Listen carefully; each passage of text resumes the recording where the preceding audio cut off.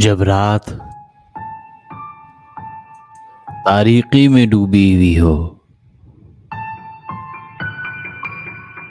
चारों तरफ खामोशी हो, सन्नाटा हो,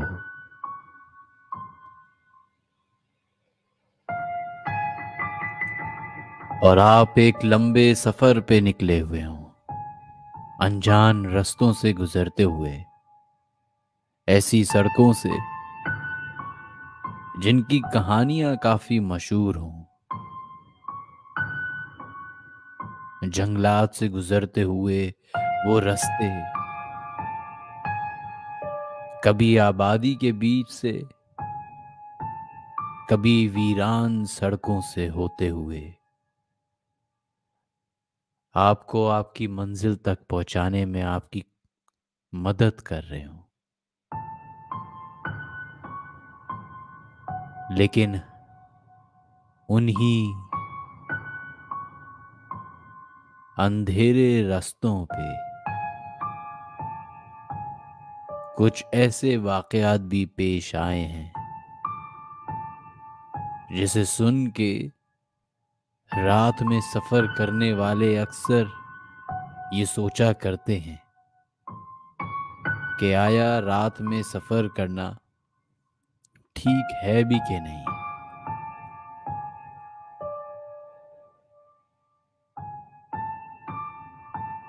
2016 में न्यू मैक्सिको के हाईवे पे एक ऐसा वाकया पेश आया जिसने डोना नामी खातून की जिंदगी बदल दी। सर्दियों की छुट्टियों में अपने रिश्तेदारों से मिलने दूसरे शहर की तरफ डोना नामी ये खातून अपनी गाड़ी में अपने 3 पेट डॉग्स के साथ सफर का आगाज करती है। हाईवे नंबर 70, जिसके बारे में उसने और कई और वहां के रहने वालों ने लातादाद कहानियां सुन रखी थी कि रात गए उधर अजीब और गरीब मखलूकात दिखती हैं, अजीब हादसात हो जाते हैं।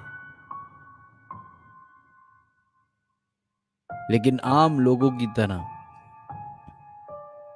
ये खातून उन वाकयात को सिर्फ एक कहानी समझ के इग्नोर करके अपना सफर रात में शुरू करती है।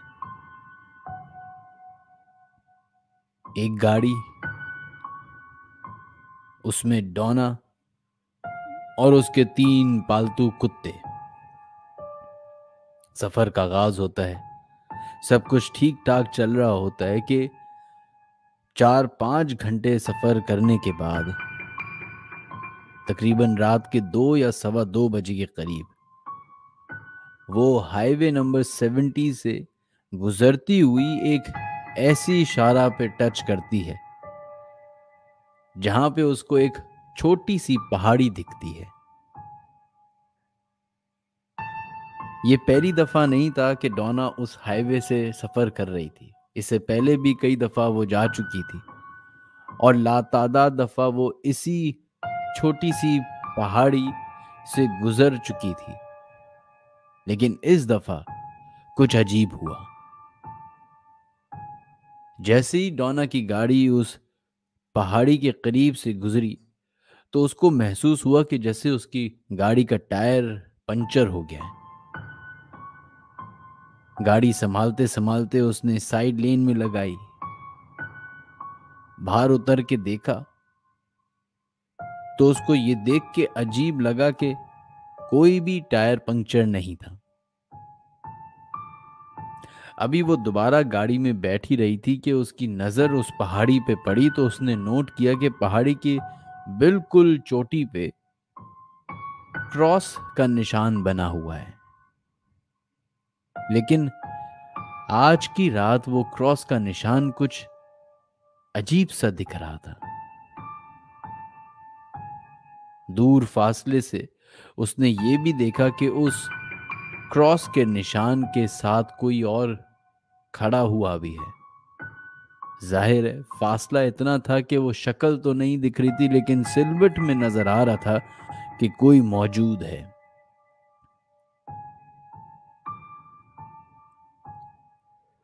कुछ पुरस्रार सा माहौल था उस रात। ना बंदा ना बंदे की जात, ना ही कोई और गाड़ियां जो साथ गुजर रही हों। एक खौफ सा था उस फिजा में। जब डोना को ये सारे मामलात अजीब और गरीब लगने लगे तो उसने यही बेहतर समझा कि वो अपना सफर का आगाज दोबारा करे। एक बात तो मैं बताना ही भूल गया। जब डोना अपने घर से निकली थी तो उसके साथ 3 पालतू कुत्ते थे। ये तीनों कुत्ते बिल्कुल अलग अलग नस्लों के थे। इसका मतलब ये हुआ कि तीनों एक साथ ट्रैवल करने में बड़ी मुश्किलात पेश करते थे, जिसकी वजह से डोना ने एक कुत्ते को अपनी फ्रंट ड्राइविंग सीट के साथ बिठाया हुआ था। 2 पीछे वाली सीट्स पे बैठे हुए थे। इसका मतलब है कि वो 7 सीटर गाड़ी, जिसकी पिछली सीट पे एक कुत्ता, बीच वाली सीट पे दूसरा कुत्ता और ड्राइवर सीट के बिल्कुल बराबर में जो पैसेंजर सीट होती है उस पे तीसरा कुत्ता बैठा हुआ था, ताकि सफर आसानी से गुजरे।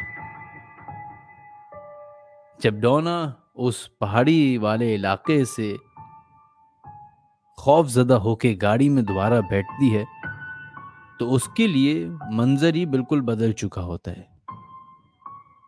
वो 3 कुत्ते जो अलग अलग सीट्स पे बिठाए गए थे ताकि आपस में ना लड़ें, वो तीनों कुत्ते ड्राइवर सीट के बराबर वाली पैसेंजर सीट पे बैठे हुए, डरे सहमे हुए, एक साथ चिपके हुए बैठे हुए थे। उस वक्त तो डोना को ये बात समझ नहीं आई, लेकिन उस वीरान जगह से जल्दी निकलना ही उसने बेहतर समझा। उसने अपनी गाड़ी स्टार्ट की। गाड़ी हल्के हल्के चलना शुरू हुई। थोड़ी ही फासले पे वो गई थी तो उसने ऐसा महसूस किया जब उसने अपने कुत्तों को देखा जो उसके बिल्कुल बराबर में बैठे हुए थे, कि वो मुस्तकिल पीछे वाली सीट जो बिल्कुल डोना के पीछे थी उसकी तरफ देख रहे हैं और ऐसे गुर्रा रहे हैं जैसे वो किसी चीज को देख के डर रहे हों।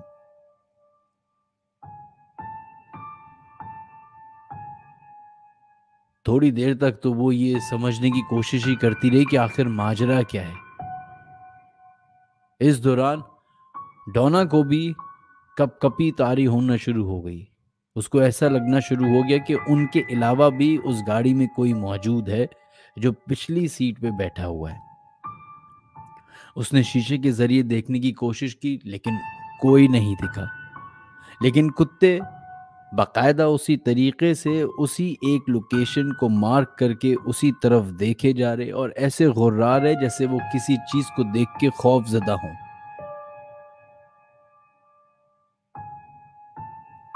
अभी गाड़ी थोड़े ही फासले तक गई थी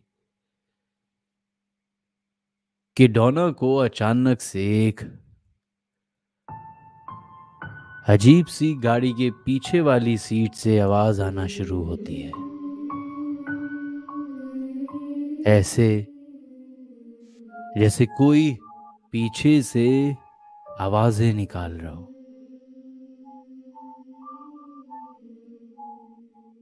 और ये आवाज वक्त के साथ साथ बढ़ती चली गई।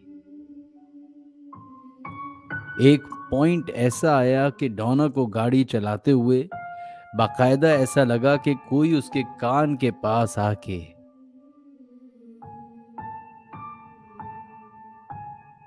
कोई सरगोशी कर रहा है, कुछ बोलने की कोशिश कर रहा है। और ये सुनते सुनते उसके रोंगटे खड़े होना शुरू हो गए। जो साथ बैठे हुए कुत्ते थे वो खौफजदा हो गए और गाड़ी ऐसी हो गई जैसे गाड़ी में कई टन वेट हो। अचानक से गाड़ी में से धुआं निकलना शुरू हो गया। गाड़ी आगे बढ़ना मुश्किल हो गई। चारों तरफ जंगल ही जंगल। उस पूरे हाईवे पे डोना की गाड़ी के अलावा और कोई गाड़ी नहीं। और इसी सब के दौरान मुस्तकिल डोना को अपनी पीछे वाली सीट से ऐसी आवाज आ रही जैसे कोई पीछे शख्स बैठा हुआ है और बार बार उसके कान में आके कुछ बोल रहा है।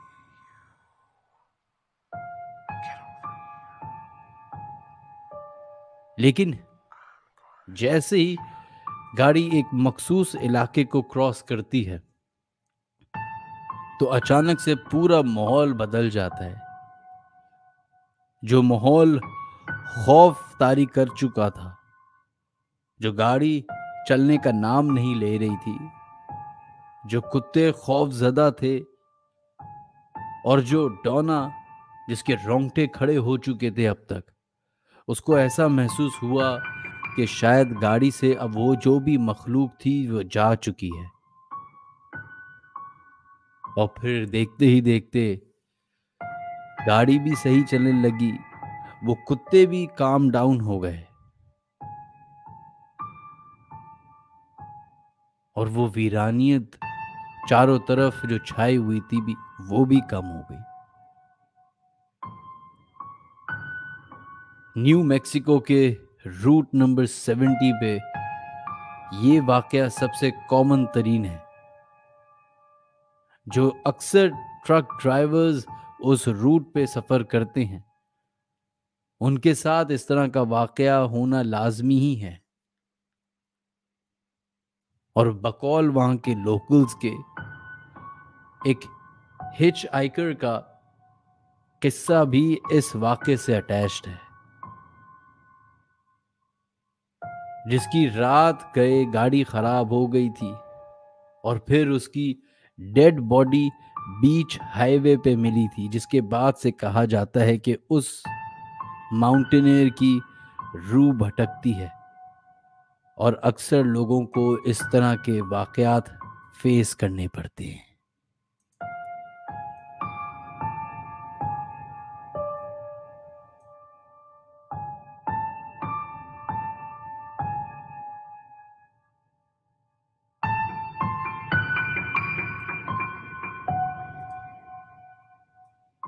हाईवे से रिलेटेड वाकयात हजारों हैं। चाहे दुनिया के किसी कोने में भी आप मौजूद हों और रात गए हाईवे के जरिए सफर कर रहे हों, इस तरह के वाकयात आपको वहाँ के लोकल्स या वहाँ के जो भी आम आवाम हैं उसके जरिए सुनने को जरूर मिलते हैं। ऐसे ही वाकया एक 17 साला स्टीफन के साथ भी पेश आया, जो कि रात 10 बजे के करीब अपने दोस्त के घर से अपने घर की तरफ पैदल चल रहा था। असल में स्टीफन नामी उस यंगस्टर के पास एक बाइसाइकिल हुआ करती थी और वो अमूमन अपने दोस्त के घर या अपने स्कूल के घर, अपनी स्कूल की तरफ या कहीं पे भी अपनी साइकिल पे जाया करता था। लेकिन 2-3 दिन पहले एक एक्सीडेंट की वजह से उसकी साइकिल खराब हो जाती है, जिसकी वजह से साइकिल बनने गई भी होती है और उसके पास कोई ऑप्शन नहीं बचता पैदल चलने के अलावा। दिन में उसकी वालदा उसको वादा करती है कि मैं तुम्हें शाम होने से पहले तुम्हारे दोस्त के घर से पिक कर लूंगी। लेकिन शाम के टाइम पे ही उसके वालिद साहब, जो कि किसी दफ्तर में काम किया करते थे, उनको घर आते आते देर हो गई, जिसकी वजह से स्टीफन ने यही बेहतर समझा कि बजाय वालिद साहब का इंतज़ार किया जाए कि उनकी गाड़ी आए और फिर वालदा मुझे लेने आए, क्यों ना मैं ही ये सफ़र तय कर लूं।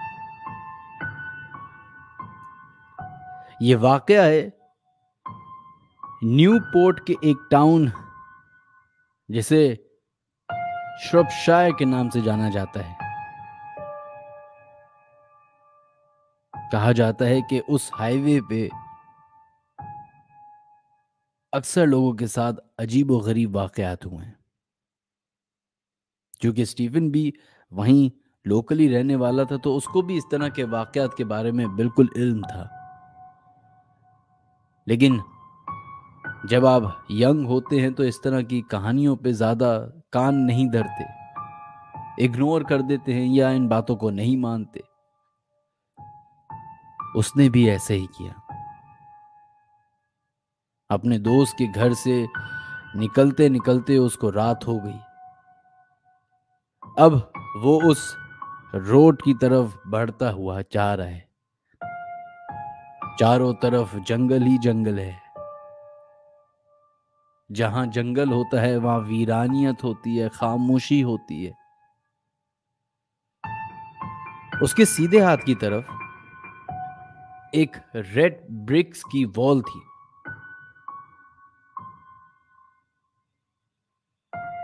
उस चांदनी रात में अभी वो उस पैच तक पहुंचता ही है कि उसको ऐसा लगता है कि उस रेड ब्रिक्स वॉल के ऊपर कोई चीज बैठी हुई है।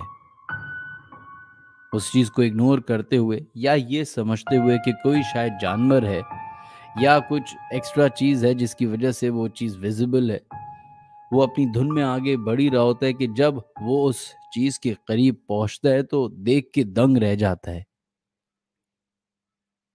कि ना तो वो कोई जानवर था और ना ही कोई इंसान था, बल्कि इंसान की फॉर्म में कोई और मखलूक थी। और बिल्कुल दीवार पे इस तरीके से चढ़ रही थी जैसे इंसान चढ़ता है, और अपने हाथ के जरिए वो पहले दीवार को चढ़ी और फिर बकायदा दीवार पे खड़ी होके उसको देखने लगी। स्टीफन, जो महज 15 या 16 साल का था, ये सब देखते हुए दंग रह जाता है, क्योंकि वो पहली दफा अपनी आंखों के सामने उस जंगल के बीचों बीच एक ऐसी मखलूक को देख रहा होता है जिसके बारे में उसने और उसके दोस्तों ने अपने इर्द गिर्द के लोगों से वाकयात सुने होते हैं। अब उसके पास दो ही रास्ते थे, या तो वो वापस दौड़ता हुआ अपने दोस्त के घर की तरफ चला जाए या फिर वो दौड़ता हुआ अपने घर की तरफ चला जाए। अगर वो दोस्त के घर की तरफ जाएगा तो एक्स्ट्रा 2 माइल्स उसको दोबारा तय करने पड़ेंगे, जो कि और खतरनाक बात है। तो उसने यही सोचा कि मैं अपने घर की तरफ चलना शुरू कर देता हूं। उसने उस मखलूक को, जो उसके चंद फीट के फासले पे मौजूद थी, जो मुस्तकिल उसकी तरफ देख रही थी, इग्नोर करके अपने घर की तरफ चलना शुरू किया। और तेज कदम चलते चलते चलते उसने एक फासला तय कर लिया। लेकिन जब वो तेज कदम बढ़ता जा रहा था अपने घर की तरफ, तो वो बार बार पीछे मुड़ के देख रहा था कि आया वो मखलूक उधर मौजूद है भी कि नहीं। और वो उसी दीवार पे उसी तरीके से खड़ी हुई उसी बच्चे को देखे जा रही थी बस। वो और तेज कदम से आगे बढ़ता गया, और जैसे जैसे फासला बढ़ता चला गया वैसे ही उसका डर भी खत्म होता गया। इस तजस्सुस में क्या फासला बहुत ज्यादा हो गया है, वो 1 सेकंड के लिए रुकता है, पीछे पलट के देखता है, तो वो मखलूक जो दीवार पे उसी तरीके से खड़ी हुई थी और फासले से दिख रहा था कि वो उसी को देखे जा रही है, अचानक से उस दीवार से छलांग लगाती है, रोड की तरफ आती है और स्टीवन के करीब भागती भी आ रही होती है। ये एकदम से सटपटा जाता है, तेज कदम भागना शुरू करता है, तेज कदम भाग रहा होता है अपने घर की तरफ। पीछे उसको ऐसा महसूस हो रहा होता है कि वो मखलूक उसके करीब आती जा रही है।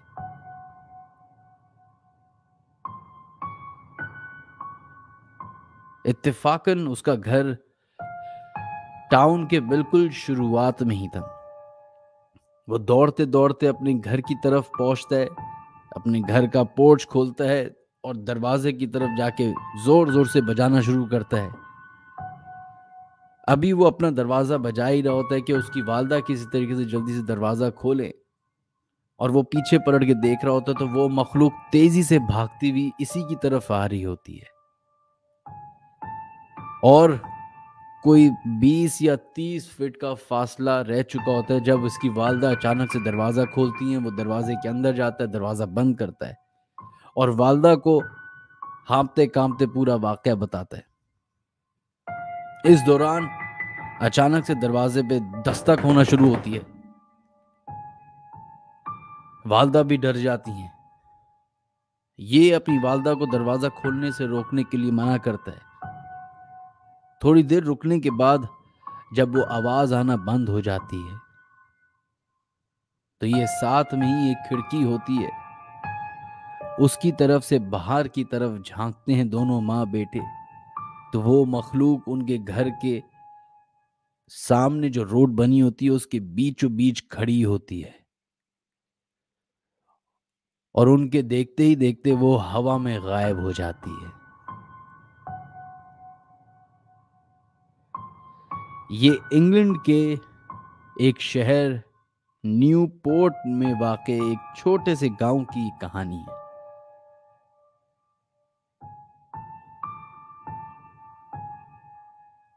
कहा जाता है कि उस रास्ते पे एक औरत रहा करती थी जो कि एक बेटी को जन्म देते वक्त मर गई थी। लोकल्स के हिसाब से उसकी नेचुरल डेथ नहीं थी, शायद उसके हस्बैंड ने उसका मर्डर किया था और साथ साथ उस बच्ची का भी मर्डर कर दिया था जो बिल्कुल ही पैदा हुए, जिसको चंद मिनट हुए थे।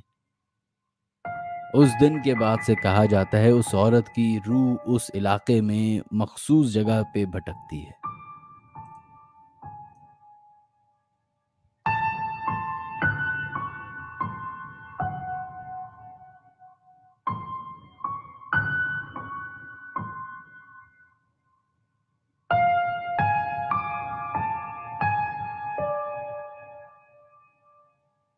इसी तरीके से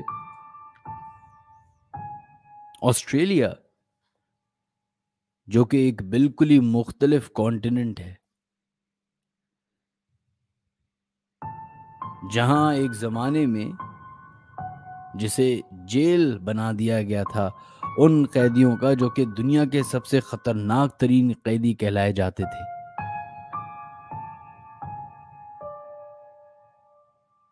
बताया जाता है कि एमिली और लुई नामी एक कपल मेलबर्न से ब्रूम की तरफ सफर कर रहा था। उनको 2 हफ्ते की छुट्टियां मिली थी तो वो अपने अजीज और करीब के पास जाके अपना ये 2 हफ्ते गुजारना चाहते थे। तकरीबन मेलबर्न से ब्रूम तक का रास्ता 45 घंटे तक का है। मेलबर्न से ब्रूम तक के बीच का एक इलाका है जिसे एलिस स्प्रिंग के नाम से जाना जाता है। वहां तक पहुंचते हैं। एमिली जो काफी देर से सो रही थी, उसकी जब आंख खुलती है तो देखती है कि उसका बॉयफ्रेंड जो कि बराबर वाली सीट पे बैठा हुआ है ज़ारो कतार रो रहा है और ऊंची ऊंची आवाज में कह रहा है कि I think it was a deer, I think it was a deer. और ये बार बार रिपीट करे जा रहे और ज़ारो कतार रोए जा रहा है। जब एमिली ने और गौर से देखा तो वो हाईवे के बीचों बीच गाड़ी खड़ी हुई, चारों तरफ अंधेरा, दूर दूर तक कोई इंसान नहीं, कोई गाड़ी नहीं। एमिली को समझ नहीं आता है कि आखिर लुई के साथ हुआ क्या है। उससे पूछने की कोशिश करती है तो वो बार बार वही अल्फाज दोहराता है कि I think it was dear.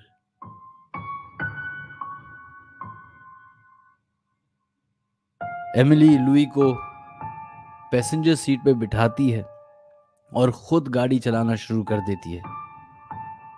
Alice spring से थोड़ा सा फासले पे जाके एक गैस स्टेशन आता है जहाँ पे 2-4 गाड़ियाँ पहले से मौजूद होती हैं। ये उधर जाके गाड़ी पार्क करती है, पानी वानी लेके आती है, लुई को पिलाती है और इस दौरान लुई की तबीयत थोड़ी बेहतर होना शुरू हो जाती है। तो उससे पूछती है कि आखिर हुआ क्या था। तो उस पे लुई बताता है कि एलिस स्प्रिंग में एंटर होने से पहले जब वो एक जंगल के रास्ते से गुजर रहा था तो उसने एक दूर दराज रोड पे किसी को चलते हुए देखा। उसको लगा कि शायद कोई ऐसा मुसाफिर है जिसकी गाड़ी खराब हो गई हो, या फिर कोई वहां का लोकल है रहने वाला जो पैदल वॉक करता हुआ जा रहा है, या शायद इनसे लिफ्ट मांगे। तो कहता है कि मुझे लगा कि मुझे उसकी मदद करनी चाहिए।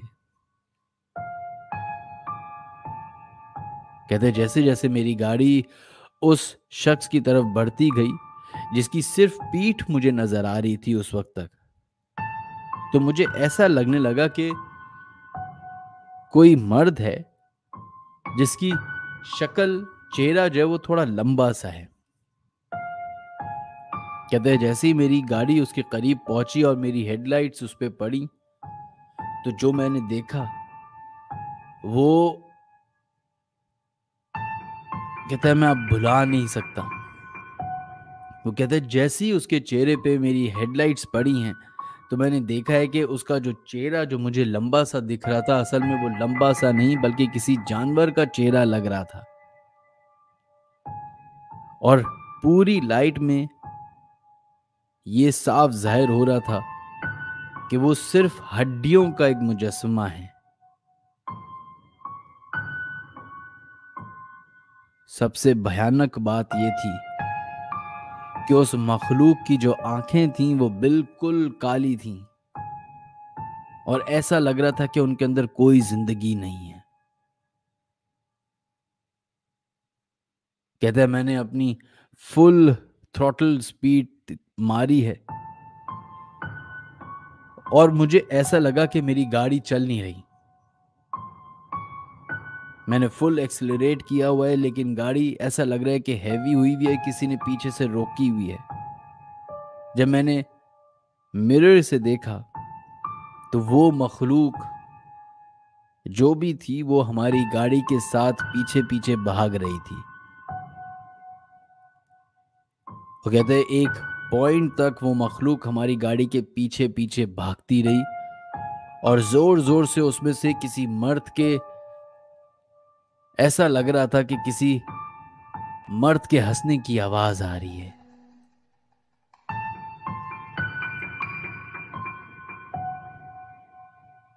बदकिस्मती से लुई के लिए यह वाकया इतना खौफनाक और इतना दर्दनाक था कि उसी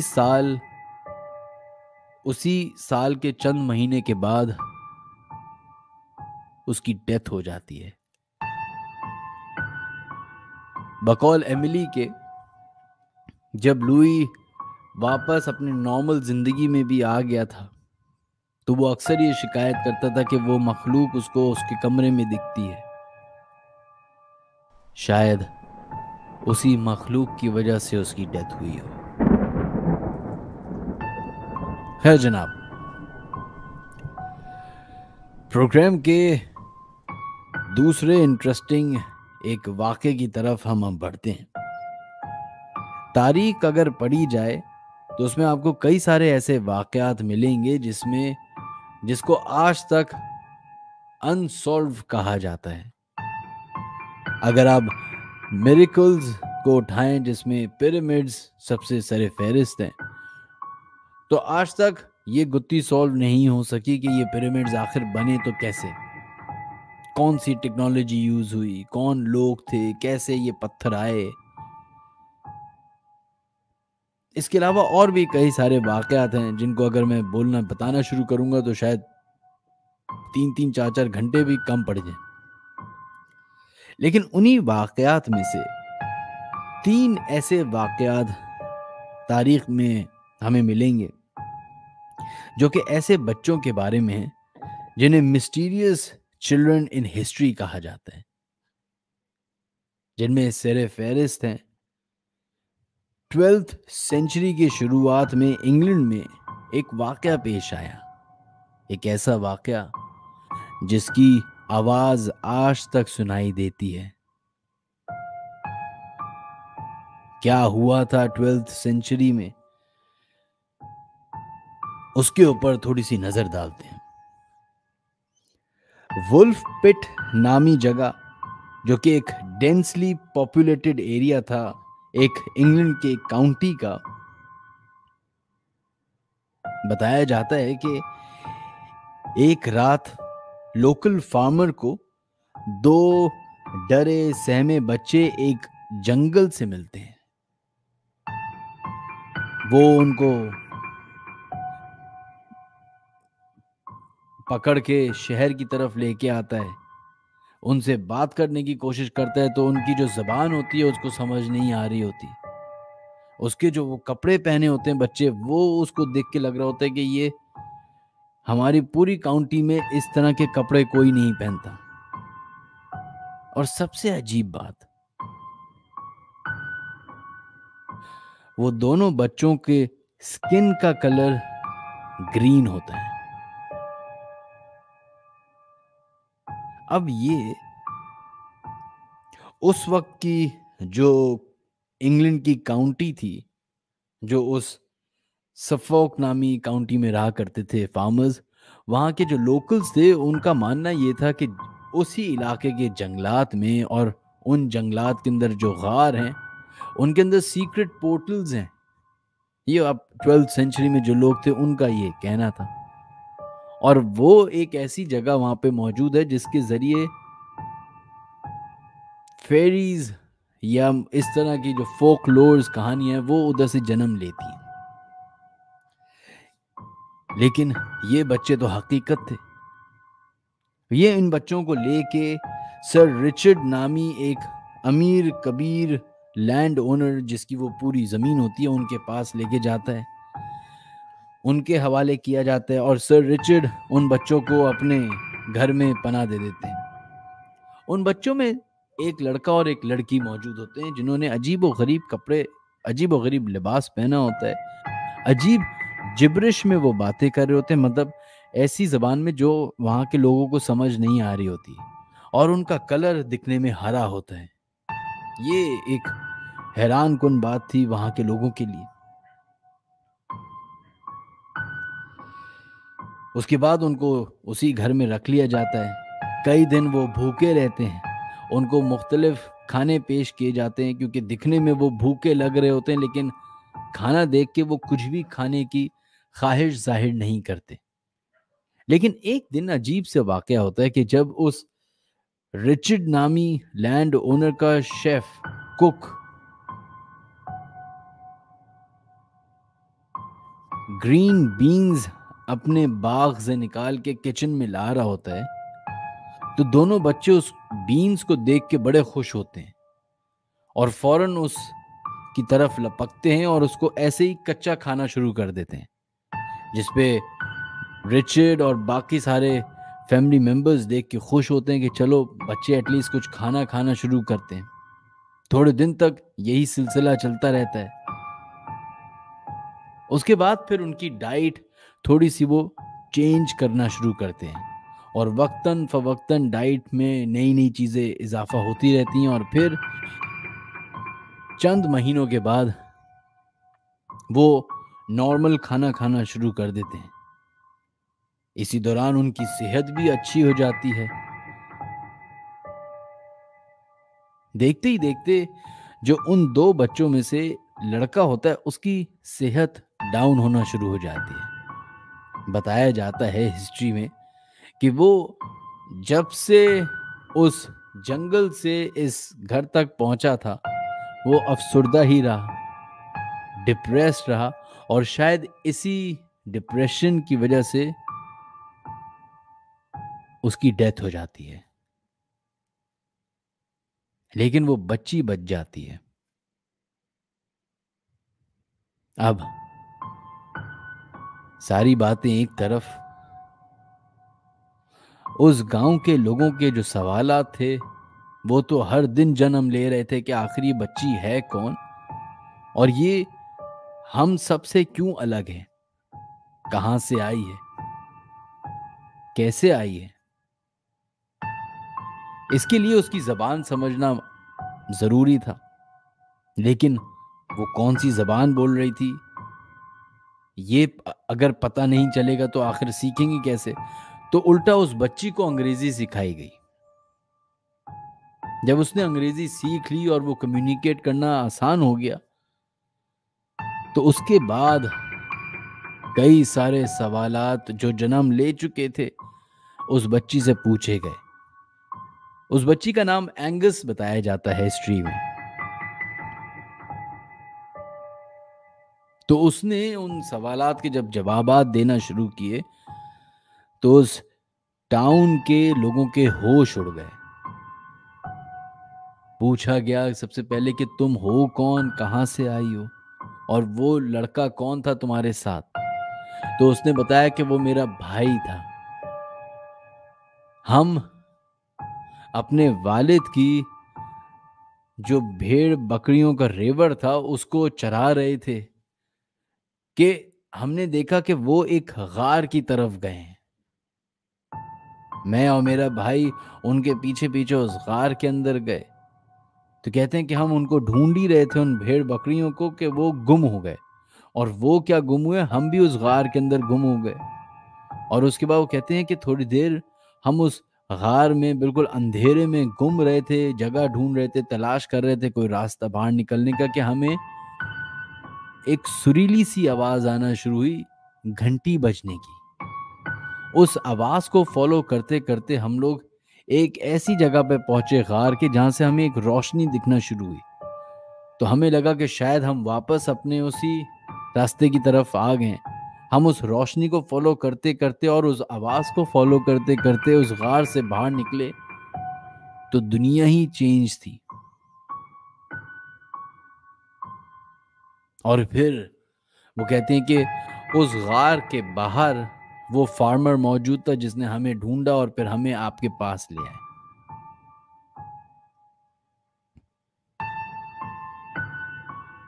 बकौल उस बच्ची के, उसने एक ऐसे शहर का नाम लिया जो शायद एग्जिस्ट भी नहीं करता, सेंट मार्टिन। और बकौल उस बच्ची के वो टाउन उस गार के नीचे बना हुआ है।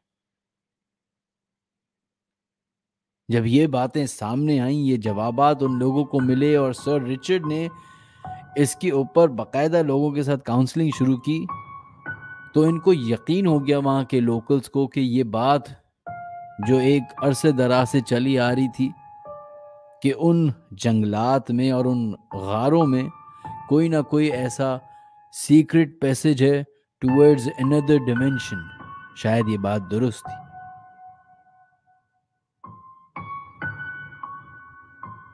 हिस्ट्री में एंगस नामी उस बच्ची का दो तीन वर्जन है कि आखिर उसका हुआ क्या। कुछ लोगों का कहना है कि उसकी शादी हो गई और फिर वो एक नॉर्मल जिंदगी गुजारने लगी। कुछ का कहना है कि वो सर रिचर्ड के उस घर से अचानक से गायब हो गई और फिर उसका किसी को कुछ पता ना चल सका। लेकिन मॉडर्न हिस्ट्री के हिसाब से कई सारे लोग इस बात पे आमादा हैं कि शायद उसका ताल्लुक उस सिविलाइजेशन से है जिसे आज के दौर में हम एलियंस के नाम से पुकारते हैं। अब इसमें कितनी सच्चाई है इसके बारे में तो हमें नहीं मालूम, लेकिन इस फोक लोर को दो ऐसे हिस्टोरियंस रहे हैं हिस्ट्री में जिन्होंने तस्दीक की है कि ये वाकया असल में पेश आया था। रेल्फ नामी एक नॉवेलिस्ट था उस जमाने का, रेल्फ कोगशेल। उसने सर रिचर्ड का बाकायदा इंटरव्यू किया था और अपनी एक किताब पब्लिश की थी जिसके अंदर वो इंटरव्यू डाला गया था और सारे सवालात के जवाबात उसके अंदर दिए गए थे कि वो बच्ची, वो लड़का, वो कौन थे, वो किधर से आए थे, किस रंग के वो बच्चे थे, क्या कपड़े पहने हुए थे, कौन सी जबान बोलते थे, क्या उनकी कहानी थी। एक और उस जमाने में समझिए कि जर्नलिस्ट था, लेकिन हैरान कुन बात यह है कि विलियम ऑफ न्यूबर्ग नामी ये जर्नलिस्ट, जो कि इंग्लैंड के दूसरी तरफ रहता था, बिल्कुल ऑपोजिट रहता था, उसने भी इस बात की तस्दीक की थी अपने एक आर्टिकल के अंदर। हालांकि रेल्फ कोगेक्शल जो नॉवेलिस्ट था, उसका बताया जाता है कि वो मुख्तलिफ इस तरह की फोकलोर कहानियां भी लिखा करता था, जिसके अंदर ये थोड़ा बहुत एंगल था कि शायद वो फिक्शनल चीजें भी डाल देता हो। लेकिन विलियम ऑफ न्यूबर्ग के बारे में ये मशहूर था कि वो एक रेप्यूटेबल जर्नलिस्ट था, जो वही लिखता था जो उसने सुना होता था या देखा होता था या जो उसको बताया गया होता था, वर्ड टू वर्ड। ये दो लोग हैं जिनकी हिस्ट्री में इन बच्चों के बारे में आपको कई सारे लिंक्स मिलेंगे, जिन बच्चों को ग्रीन चिल्ड्रन ऑफ वुलपिट के नाम से जाना जाता है। लेकिन ये सिर्फ वाहिद ऐसे बच्चे नहीं हैं। एक और वाकया पेश आया 1828 में, जब एक न्यूरमबर्ग, जो कि जर्मनी स्टेट बवेरिया का एक शहर है, उसकी एक पब्लिक मार्केट में रात गए एक लड़के को देखा गया जो कि अजीब तरीके से चल फिर रहा था। ऐसा लग रहा था कि वो उम्र में बड़ा है, लेकिन उसके चलने फिरने के अंदाज से लग रहा था कि वो बिल्कुल न्यू बॉर्न बच्चा है। उसको चलना नहीं आता, फिरना नहीं आता, बात करनी नहीं आती। करीबी मौजूद पुलिस जब उसको, बच्चे को इस हालत में देखती है तो उसके पास जाती है, उसे पूछने की कोशिश करती है कि तुम कौन हो, कहाँ से आए हो, जिसपे वो कोई सही तरीके से कम्युनिकेट नहीं कर पाता। अलबत्ता उसकी तलाशी लेने के बाद पता चलता है कि उसके पास 2 लेटर्स हैं। लेटर्स पढ़ने से पहले उन्होंने जब उस बच्चे की हालत देखी तो पहले तो उनको लगा कि ये कोई ऐसे ही फकीर है, एक होमलेस बंदा है, क्योंकि जो उसके पैरों का हाल था उससे यही लग रहा था कि वो कई सालों से पैदल चल रहा है। लेकिन जो उसने ऊपर लिबास पहना हुआ था, महंगा सिल्क, महंगे कफलिंग्स, कोट, उससे वो किसी अमीर घराने का लड़का लग रहा था। उसको फौरन पहले पुलिस स्टेशन ले जाया जाता है। उन लेटर्स को पढ़ा जाता है जिसके अंदर लिखा गया था कि ये इस बच्चे को जब से ये पैदा हुआ है हमने कमरे से बाहर भी नहीं निकाला। इस बच्चे को बाहर की दुनिया के बारे में जीरो नॉलेज है। ये अपने कमरे से कभी बाहर नहीं निकला, और जो भी इस बच्चे को देखे और ये खत पढ़े वो वापस इस बच्चे को उस कासिल में भेज दे। अब ना उस खत के अंदर कोई एड्रेस लिखा हुआ, किसने वो खत लिखा, किसके नाम लिखा, कुछ नहीं लिखा हुआ। वहां की पुलिस परेशान हो गई, एडमिनिस्ट्रेशन को इन्वॉल्व किया गया और फिर देखते ही देखते वो बच्चे को पुलिस स्टेशन से फॉस्टर होम में डाल दिया गया। हिस्ट्री में बताया जाता है कि वो बच्चा फिर कई सारे मुख्तलिफ फॉस्टर होम्स में गया। लेकिन अजीब बात यह होती थी कि जब भी वो किसी और जो कोई फैमिली आती उसको अडॉप्ट करने के लिए, उसको अपने घर लेके जाते, बड़े प्यार से बड़े ख्याल से उसको रखते। लेकिन 1-1.5 महीने के बाद ऐसा वाक़या पेश आता जिसको सुन के और देख के वो अडॉप्ट करने वाले वालिदैन परेशान हो जाते। जैसे एक दफ़ा उसका हाथ कटा हुआ मिला। पूछा कैसे हुआ, तो बताया कि मैं अभी लाइब्रेरी में, घर की लाइब्रेरी में किताब निकाल रहा था, तो पीछे से एक बंदे ने मुझ पे अटैक किया और उसने मुझे चाकू मारा, तो चाकू मेरे हाथ पे लग गया। इस वाक़े के बाद पुलिस इन्वेस्टिगेशन हुई तो कोई सुराग नहीं मिल सका। बात आई गई हो गई। लेकिन फिर वो बच्चा वापस फॉस्टर होम आ गया। फिर थोड़े दिन के बाद किसी और ने उसको अडॉप्ट कर लिया। अब जैसे जैसे वो अलग अलग पेरेंट्स के पास अडॉप्शन के साथ जाता, वैसे वैसे वाकयात होना शुरू हो गए उसके साथ। कभी उसका हाथ कटता, कभी उसके सर पे जख्म होता, कभी उसके जिस्म पे चाकू के निशान होते। यहाँ तक कि वाकयात इतने बढ़ने लगे कि लोगों का ये यकीन हो गया कि शायद शायद ये लड़का अपनी अटेंशन हासिल करने के लिए ऐसा करता है।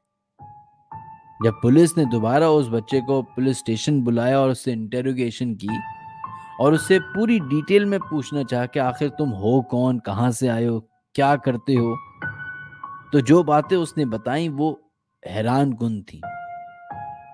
उसने बताया कि मैं एक बहुत बड़े घर में रहा करता था जिसमें मुझे नहीं मालूम कि और कौन था, क्योंकि पैदा होते ही मुझे एक कमरे के अंदर बंद कर दिया गया। वक्त के साथ साथ मुझे सिर्फ 2 लकड़ी के खिलौने दिए गए। That's it. ना मेरे कमरे में कोई खिड़की थी, सिर्फ एक दरवाज़ा था और उस दरवाजे के बाहर कौन होता था मुझे नहीं मालूम। मैंने आज तक किसी इंसान को नहीं देखा था। मुझे बात करना नहीं आती थी, मुझे किसी से मिलना नहीं आता था। मुझे तो ये मालूम ही नहीं था कि कोई और भी इस दुनिया में मौजूद है कि नहीं। और इसकी मिसाल ये मिलती है कि जब वो पहली दफ़ा अडॉप्ट होके पहले फॉस्टर पेरेंट्स के पास घर गया, तो जब उसने अपने आप को शीशे में देखा, तो वो वालिदैन बताते हैं कि इसने अजीब हरकत की कि ये अपने आप को शीशे में देख रहा था, तो शीशे के पीछे जाके देखने की कोशिश करता है कि ये बंदा है कौन। फिर जब उनके बच्चों ने लाइटर जला के उसको दिखाया, तो उसने अपना हाथ जला लिया सिर्फ इस वजह से कि उसको मालूम ही नहीं था कि ये आग है।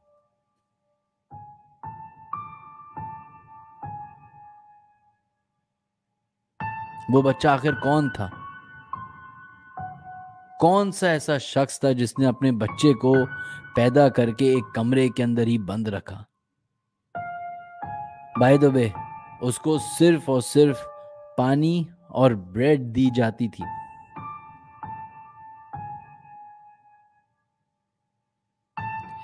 हिस्टोरियंस का कहना यह है कि ये एक क्लियर केस था साइकोलॉजिकल डिसऑर्डर का, जिसमें जितने भी उसके साथ वाकयात हुए जिसके अंदर उसके ऊपर अटैक किया गया, उसमें कभी भी ना तो वेपन मिला, ना ही किसी और शख्स के फिंगरप्रिंट्स मिले। लेकिन बाद में उस बच्चे की थोड़े दिन के बाद अचानक डेथ हो गई। उसको एक जगह पे दफना दिया गया जर्मनी में। आज भी बाय द वे उस बच्चे का एक स्टैचू न्यूबर्ग में मौजूद है। कैस्पर हॉसर नामी इस बच्चे को आज भी जर्मनी की उस जमीन पे न्यूबर्ग के उस शहर में आप एक स्टैचू की फॉर्म में नजर आएगा। जब डीएनए टेस्टिंग कॉमन हुई तो डीएनए के जरिए पता लगाने की कोशिश की गई कि आखिर ये बच्चा है कौन। तो 95% तक डीएनए मैच हुआ एक ऐसी फैमिली से जो कि जर्मनी की उस जमाने में समझिए रॉयल फैमिली समझी जाती थी। कहानी के अंदर ट्विस्ट ये आया कि उस फैमिली के अंदर दो बेटे पैदा हुए थे। एक मेंटली चैलेंज था और एक बिल्कुल सही था। तो जो मेंटली चैलेंज था उसको एक कमरे के अंदर कैद कर दिया गया था ताकि वो बाहर ना निकल सके और उस रॉयल फैमिली का इस तरीके से बच्चे की खबर दुनिया को ना पता चल सके। और दूसरे बच्चे को रॉयल फैमिली का हिस्सा बना दिया गया। लेकिन ये किसी तरीके से 15, 20, 22 सालों के बाद उस जगह से बाहर निकला।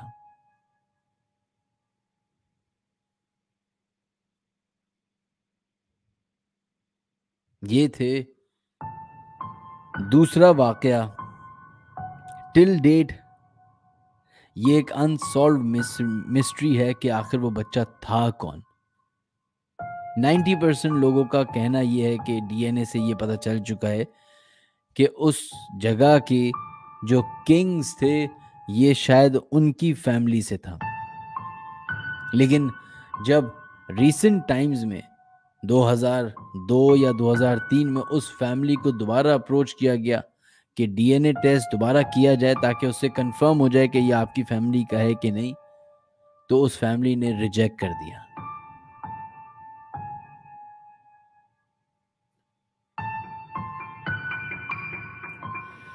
इसके अलावा एक और वाकया है जो कि फ्रांस में नॉर्थ वेस्ट रीजन ब्रिटनी में 1922 अप्रैल में पेश आया, जब 2 साला पॉलिन पिकार्ड नामी बच्ची अपने घर के फार्म से गायब हो जाती है। वाकया कुछ यूं है कि अप्रैल की शाम 1922 में वो अपने बाकी बहन भाइयों के साथ खेल रही थी। जब रात में वालिदैन ने खाने के लिए सारे बच्चों को बुलाया तो सब टेबल पे आ गए सिवाय पॉलिन के। जब उसको आवाज दी गई तो वो नहीं आई। बाकी बहन भाइयों से पूछा गया तो सबने कहा कि हमने नहीं देखा। फिर तलाश शुरू हुई और वो तलाश बढ़ते बढ़ते पूरा टाउन ही उस बच्ची को तलाश करने लगा। कई दिनों तक उसकी ये तलाश जारी रही लेकिन उसकी कोई खबर नहीं रही। कुछ पता ना चल सका कि वो कहाँ है। यहाँ तक कि बात इधर तक आ गई कि पॉलिन के वालिदैन ये समझने लगे कि शायद वो मर चुकी है। लेकिन उनको क्या मालूम था कि 1 महीने के बाद एक मिरेकल होने वाला है। ब्रिटनी से तकरीबन 200 मील दूर एक और टाउन से खबर मिलती है कि एक बच्ची वहां मिली है, उस टाउन में घूमती फिरती, और वो भी 2 साल की है। तस्वीर शेयर की जाती है इनके साथ, पिकार्ड फैमिली के साथ। तो इनको यकीन हो जाता है कि ये तो पॉलिन इनकी 2 साला बेटी है। ये फौरन उधर पहुंचते हैं उस शहर में, पुलिस से मिलते हैं, मुलाकात होती है। बच्ची को जब देखते हैं तो ये फौरन उसकी तरफ लपकते हैं कि ये हमारी बेटी है और ये खुशी से पागल हो जाते हैं। लेकिन कुछ अजीब सा फील करते हैं उस बच्ची से। ये वो बच्ची अपने माँ बाप को देख के बिल्कुल ऐसे रिएक्ट कर रही होती जैसे वो उनको जानती ही नहीं, जैसे कोई मेमोरी ही नहीं उसकी। ये उस बच्ची को पिक करके वापस ब्रिटनी अपने शहर ले आते हैं, इस कंफ्यूजन के साथ कि क्या ये हमारी बच्ची है भी कि नहीं, क्योंकि शक्ल भी वैसी, बाल भी वैसी, आंखों का रंग भी वही, अलबत्ता कपड़े मुख्तलिफ थे। खैर ये उस बच्ची को वापस अपने घर लेके आते हैं। जब बहन भाई उस बच्ची को देखते हैं तो माँ बाप ये देखकर सेटिस्फाइड हो जाते हैं कि बच्चे भी उस बच्ची को पॉलिन ही कह रहे होते हैं। लेकिन कहानी में एक और ट्विस्ट जब आता है, जब 1.5-2 महीने के बाद उसी फार्म हाउस के करीबी जमीन से एक डेड बॉडी मिलती है। जब इन्वेस्टिगेशन होती है तो पता चलता है कि वो डेड बॉडी उस 2 साला बच्ची यानी पॉलिन की ही है, और उस डेड बॉडी के साथ एक बड़े उम्र के शख्स की सर, जो स्कल होता है, वो भी मिलता है। यानी उस रात, जिस रात वो बच्ची गायब हुई थी, एक नहीं बल्कि 2 मर्डर्स हुए थे। उस बच्ची के कपड़े भी मिल जाते हैं। ये बात भी टेस्टिफाई हो जाती है जो बॉडी मिली है वो पॉलिन प्रिकाट की है। लेकिन फिर सवाल पैदा होता है कि वो बच्ची कौन है जिसकी शक्ल हूबहू पॉलिन से मिलती थी। इस वाक़े के बाद उन वालिदैन ने उस बच्ची को वापस फॉस्टर होम में दे दिया, गवर्नमेंट के हवाले कर दिया, और गवर्नमेंट ने फिर उसको फॉस्टर होम में डाल दिया, जिसके बाद कहा जाता है कि उसकी पुरस्रार डेथ हो गई।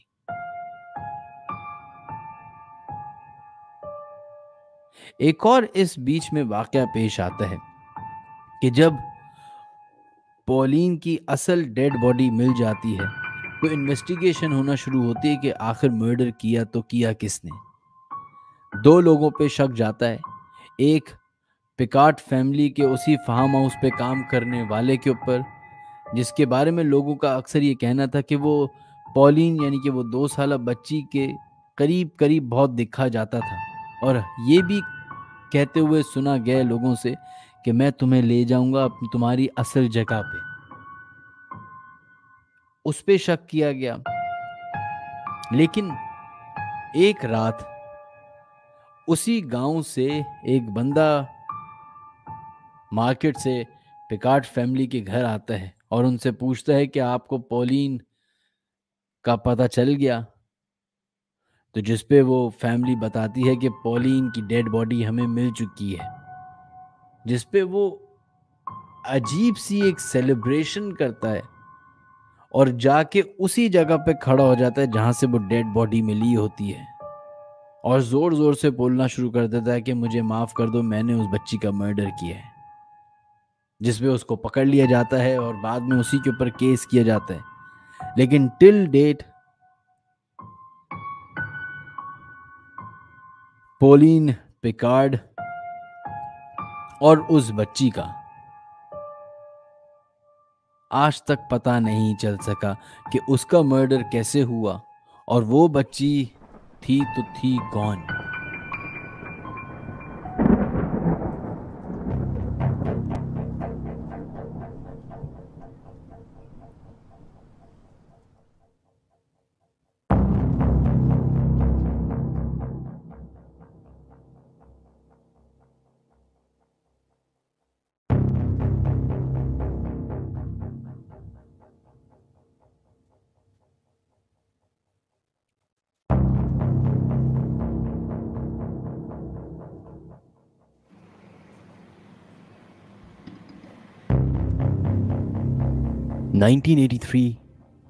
February 24 फरवरी की वो रात जब एक अजीब और गरीब वाकया पेश आता है। रात गए हाई सिक्योरिटी सेल में पेंसिल्वेनिया के एक जेल के अंदर डॉन डेकर नामी एक शख्स को रखा जाता है। हालांकि उसकी जो चोरी का इल्जाम था वो कोई मामूली सा था, लेकिन इतनी हाई इंटेंसिटी वाली सिक्योर्ड जेल के अंदर उसको क्यों रखा गया, उसके पीछे एक बहुत अजीब और गरीब दास्तान है। 1983 में ही डॉन डेकर, जो कि उस वक्त 21 साल का होता है, उसके साथ एक अजीब और गरीब वाकया पेश आता है। शुरुआत उस वाक़ये की एक डेथ से होती है जो कि उसके ग्रैंडफ़ादर की होती है। चूँकि वो जेल में होता है, तो जेल की तरफ से 7 दिन के लिए उसको रिहाई मिलती है और वो 7 दिन के लिए अपने दादा के फ्यूनरल की तरफ बढ़ता है। जिस दादा के लिए उसकी आँखों से आँसू निकल रहे होते हैं, असल में उस दादा का एक बहुत ही खतरनाक, दर्दनाक, खौफनाक डार्क सीक्रेट था। बकौल डॉन डेकर के जब उसकी उम्र 7 साल थी, तो उसका दादा उसको फिजिकल अब्यूज किया करता था। ये बात फैमिली के किसी मेंबर को मालूम नहीं थी। सिर्फ पोते और दादा के बीच में ये फिजिकल अब्यूज चलता रहा, जिसकी वजह से उसने उस घर को भी कम उम्री में छोड़ दिया था, जिसकी वजह से शायद वो इन अजीब और गरीब क्रिमिनल एक्टिविटीज में पड़ गया। खैर, वो फ्यूनरल अटेंड करता है। रात गए, माहौल को चेंज करने के लिए वो अपने दोस्तों के घर जाता है। जब दोस्तों के घर जाता है, सारी बातें होती हैं जैसे नॉर्मल दोस्तों के साथ आप बैठते हैं, गुफ्तगू होती है, चहल पहल होती है, हंसी मजाक होता है। लेकिन उसको अचानक से उसकी तबीयत खराब होना शुरू हो जाती है। वो अपने एक आर्टिकल में बताता है कि मेरे अचानक से रोंगटे खड़े शुरू होना हो गए, मुझे खौफ तारी होना शुरू हो गया और ये सब इतना बढ़ गया कि मैं अपने दोस्तों को, जिनसे मैं मिलना चाह रहा था इतने महीनों से, जिनसे मैं मिला नहीं था, उनको खुदाफिज कह के उस घर की फर्स्ट फ्लोर पे बने हुए एक कमरे में जाके बिस्तर पे लेट गया। लेकिन कहता है कि जैसे ही मैं कमरे में गया हूं तो मुझे वॉशरूम जाने की जरूरत पड़ी, वॉशरूम की तरफ गया हूं तो कहता है कि मैं अब अपना मुंह धो ही रहा था कि जैसी मेरा चेहरा ऊपर मैंने शीशे की तरफ देखा, तो मुझे उस चेहरे पे, उस शीशे में अपने पीछे एक बूढ़ा शख्स दिखाई दिया। कहता है मुझे इतना खौफ तारी हुआ कि मैं वहां से भागता हुआ निकला हूं, और जब मैं भाग रहा था तो मुझे ऐसा लग रहा था कि कोई मुझे पीछे से खींच रहा है, और इस खींचमतानी में बाकायदा वो कहता है कि मेरे शोल्डर की तरफ 3 नाखूनों के निशान भी थे, जो कि बाकी दोस्तों ने भी उस बात की तस्दीक की। वो डरते डरते उस कमरे से ग्राउंड फ्लोर तक की तरफ आता है, दोस्तों को बताता है कि ये मामला हुआ है मेरे साथ। लेकिन दोस्त वो कुछ और ही देख रहे होते हैं। जो टॉम डेकर अभी चंद मिनट पहले उनके साथ हंसी मजाक बातें कर रहा था नॉर्मल अंदाज में, वो अब कंप्लीटली चेंज हो गया। ऐसा लग रहा था कि वो किसी ट्रांस में है, वो कोई और है। और देखते ही देखते एक अजीब और गरीब चीज होना शुरू हुई, जिसकी कोई एक्सप्लेनेशन नहीं मिलती। घर के उस टॉप फ्लोर से पानी गिरना शुरू होता है, साथ साथ घर के ग्राउंड फ्लोर पे मिस्ट जमना शुरू हो जाती है। जब ऐसा होता है, जब घर के जो भी रहने वाले होते हैं वो फौरन लैंडलॉर्ड को कॉल करते हैं कि शायद ये प्लम्बिंग का इशू है। लेकिन बकौल लैंडलॉर्ड के और जो लोग उस घर में रह रहे होते हैं, जिस जगह से वो पानी रस रहा होता है वहां पे कोई पाइपलाइन की जगह नहीं। ये एक अजीब और गरीब सिनेरियो बन चुका था, और ये पानी अब टपकते टपकते इतना बढ़ गया था कि ऐसा लग रहा था कि घर में बारिश का समा हो चुका है। अब जब पानी इतना भरने लग गया घर में, तो इन्होंने सोचा कि हम उस दोस्त को, जो कि अजीब और गरीब हालत में था, उसको बाहर लेके चलते हैं। घर के बिल्कुल ही सामने एक रेस्टोरेंट बना हुआ था। ये एक पेंसिल्वेनिया का एक छोटा सा इलाका था जिसमें हर कोई एक दूसरे को जानता था। सब जानते थे कि डॉन डेकर के दादा की डेथ हुई है। सब उनके फ्यूनरल में भी आए थे। जब डॉन डेकर और उसका वो दोस्त उस रेस्टोरेंट में जाके बैठते हैं, तो जो रेस्टोरेंट की मालिकन होती है वो भी इस बात को नोटिस करती है कि डॉन एक अलग पर्सनैलिटी इख्तियार किया हुआ है। किसी को कुछ समझ नहीं आ रहा था कि यह माजरा हो क्या रहा है। सबको शायद ये लग रहा था कि दादा के इंतकाल की वजह से ये उस ट्रॉमा में है, और अभी तक उनको इस बात का भी नहीं इल्म था कि दादा ने पोते के साथ क्या किया है माजी में, उसके बचपन में। देखते ही देखते जो घर में वाकयात हो रहे थे कि टॉप फ्लोर से पानी टपक रहा है, एक मिस्ट जमा होती जा रही है, वही सिनेरियो घर के सामने वाले रेस्टोरेंट में भी होना शुरू हो गया। ये बात सबके लिए अब अनबिलीवेबल हो चुकी थी कि ये आखिर हो क्या रहा है। जो रेस्टोरेंट की मालिकन थी उसको ये भनक पड़ जाती है कि शायद डॉन डेकर के साथ कोई मामला है। वो फौरन ही अपने काउंटर की तरफ जाती है, टिल्ट के अंदर से एक क्रॉस साइन निकालती है और फौरन ही वो क्रॉस डोनाल्ड के जिस्म पे लगाती है, जिसके बाद डोनाल्ड चीखें मारता हुआ उठता है, और जब वो अपनी शर्ट थोड़ी सी खोलता है, अपने सीने की तरफ देखता है, तो वहां पे बाकायदा जले के निशान आए हुए होते हैं। ऐसा लग रहा होता है कि उसकी स्किन जल गई है।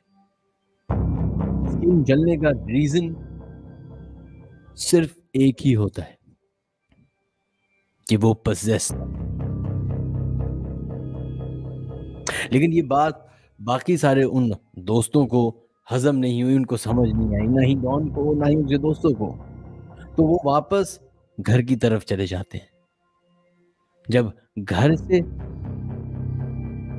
पहले जब वो बाहर निकले थे, तो उसके निकलने के बाद घर के मामला ठीक हो गए थे। तो उनको लगा कि शायद कोई टेक्निकल रीजंस की वजह से घर में पानी आ रहा है।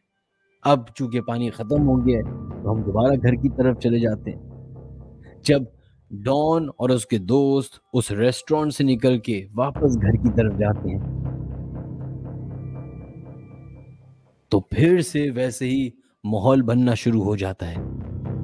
हल्का हल्का मिस्ट आना शुरू हो जाता है, छतों से दीवारों से पानी गिरना शुरू हो जाता है, और घर का माहौल कुछ ऐसा बन जाता है कि ऐसा लग रहा होता है कि चारों तरफ कोई इविल फोर्स मौजूद है, कोई खौफनाक, भयानक ऐसी रूह मौजूद है जो अपनी प्रेजेंस शो कर रही है। बकौल एक आर्टिकल के जिसके अंदर ये सारी ट्रांसक्रिप्ट मौजूद है कि उस रात वर्ड टू वर्ड क्या हुआ। तो डॉन डेकर के जो दोस्त थे जिनके घर वो आया हुआ था, बकौल उनके वो कहते हैं कि डॉन एक ऐसे ट्रांस में था जिससे वो लग रहा था कि वो नहीं है, ये हमारा वो बचपन का दोस्त नहीं है जिसे हम जानते हैं। और इस सारे असना में वो अचानक से, यानी कि डोनाल्ड, डॉन या डॉन डेकर आप कुछ भी कह लें, वो उठता है और किचन की तरफ बढ़ता है। जैसे ही वो किचन की तरफ जाता है, किचन के सारे बर्तन हिलना शुरू हो जाते हैं, एक एक करके शेल्फ से गिरना शुरू हो जाते हैं। ऐसा लगता है कि कोई फोर्स है जो इन सारी चीजों को गिरा रही है। और यही होते होते अचानक से डॉन लेविटेट करना शुरू करता है।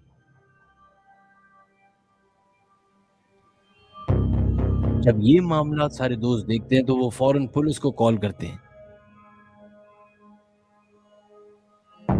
पुलिस चंद मिनट के अंदर ही, चूंकि ये एक छोटा सा टाउन था तो वहां पे हर कोई एक दूसरे को जानता था, और पुलिस भी चंद मिनट के अंदर उस मौके वारदात पे पहुंच सकती थी। तो पुलिस उसी तरीके से पहुंच गई। वो पुलिस में दो लोग मौजूद थे, दो पुलिस ऑफिसर्स जो कि वहीं के ही रहने वाले थे, एक दूसरे को सब जानते थे। घर में जैसे ही दाखिल होते हैं तो उनकी सबसे पहली नजर डॉन डेकर पे पड़ती है, जो कि हवा में लेविटेट हो रहा होता है, चीख रहा होता है, चिल्ला रहा होता है। किचन की सारी चीजें गिर रही होती हैं, बुक्स उड़ रही होती हैं, प्लेट्स टूट रही होती हैं। बाकी सारे दोस्त साइडों में डर और खौफ के मारे बैठे होते हैं। घर की छतों से पानी टपक रहा होता है। ग्राउंड फ्लोर पे मिस्ट भरी हुई होती है। जब ये दोनों पुलिस वाले अंदर दाखिल होते हैं और ये सब देखते हैं, तो उनको कुछ समझ नहीं आता कि ये माजरा है। डर के वापस घर से बाहर निकल आते हैं और इसी असना में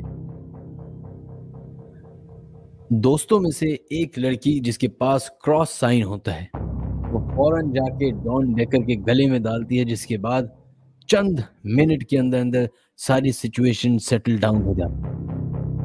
हल्के हल्के करके डॉन, जो कि लेविटेट कर रहा होता है हवा में, वो नीचे आता है और गिर जाता है और बेहोश हो जाता है। उसको उठा के सोफे पे रखा जाता है। पानी अनबिलीवेबल तरीके से उस घर से गायब हो जाता है। जो मिस्ट उस घर में चाहिए होती है, वो खत्म हो जाती है। बाकी दोस्त घर में मौजूद बाइबल पढ़ना शुरू कर देते हैं। जोर जोर से बाइबल की तिलावत हो रही है। वहां क्रॉस उसके जिस्म पे रखा गया है। दरवाजे पे पुलिस मौजूद है। जब पुलिस ये सारे मामला देखती है, तो उनको शक हो जाता है कि ये मामला कोई दुनियावी नहीं बल्कि कुछ और है। एक पादरी को बुलाया जाता है फॉर एक्सिजिज्म। जब वो इसकी हालत देखता है, तो वो कहता है कि ये मेरे बस का काम नहीं, बल्कि मुझसे भी कोई 2 हाथ आगे फादर उनको बुलाना पड़ेगा, जिनके पास इतनी ताकत है कि वो इस तरह की इविल फोर्स से लड़ सके। और ऐसे ही होता है। जब पहले वाले फादर उसका एक्सिजिज्म करना शुरू करते हैं, तो वो अचानक से अपनी आंखें खोलता है और अजीब और गरीब जबान में उसको बुरा भला कहना शुरू करता है। चीजें दोबारा से वैसे ही गिरना शुरू हो जाती हैं। वैसे ही घर में एक खौफ का समा हो जाता है। ऐसा लग रहा होता है कि ये जो बारिश हो रही है छत से, ये कोई ईविल की बारिश है।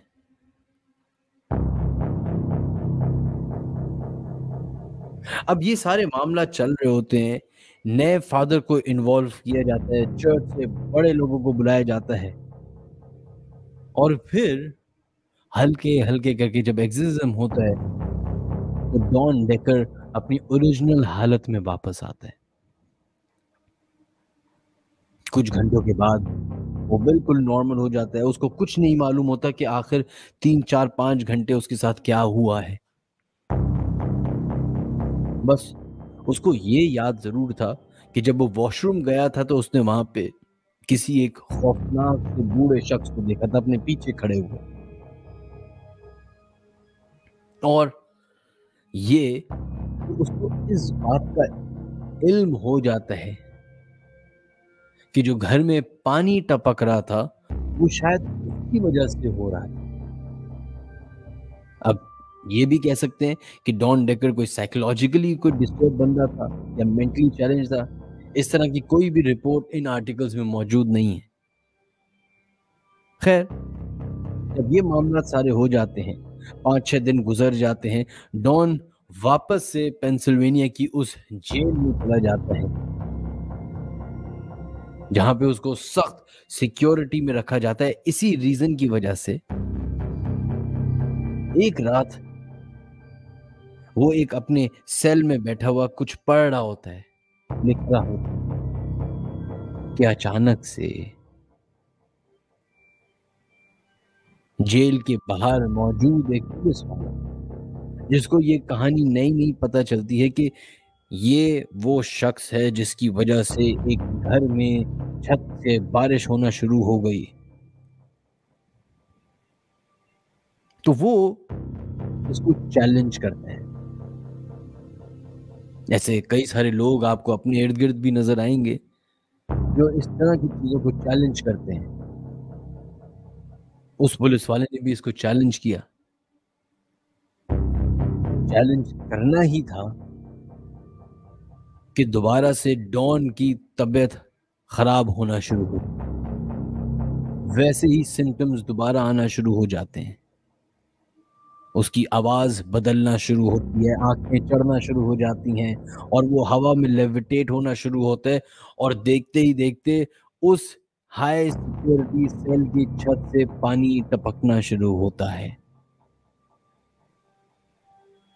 जब ये मामला वो पुलिस वाला देखता है तो उसको यकीन आ जाता है कि ये कुछ और ही मामलात हैं और शायद उसने गलत चीज़ को चैलेंज कर दिया। उसके बाद फिर गवर्नमेंट इन्वॉल्व होती है क्योंकि ये वाक़या एक गवर्नमेंट फैसिलिटी के अंदर होता है। पुलिस इन्वॉल्व होती है, हुकूमत इन्वॉल्व होती है, लोकल हुकूमत इन्वॉल्व होती है, बड़ी चर्च दोबारा से इन्वॉल्व होती है। बताया जाता है कि तकरीबन महीने 2 महीने तक जॉन लेकर की एक्सोर्सिज्म होती रही और वो उस नहज तक पहुँच चुका था कि अगर वो थोड़े दिन और चलता तो शायद वो मर जाता। बताया जाता है, शक ये किया जाता है कि वो जो बूढ़ा शख्स उसको दिखता था, जो उसके ऊपर अटैक करता था, वो उसका दादा है।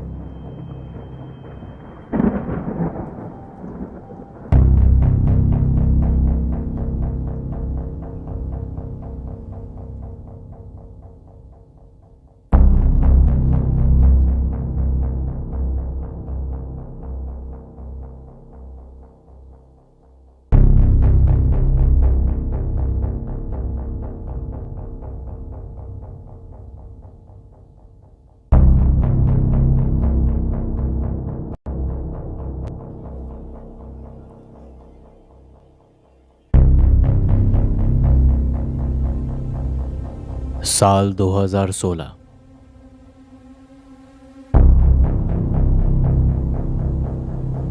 फरवरी का महीना था। रात के तकरीबन 2 बज रहे थे।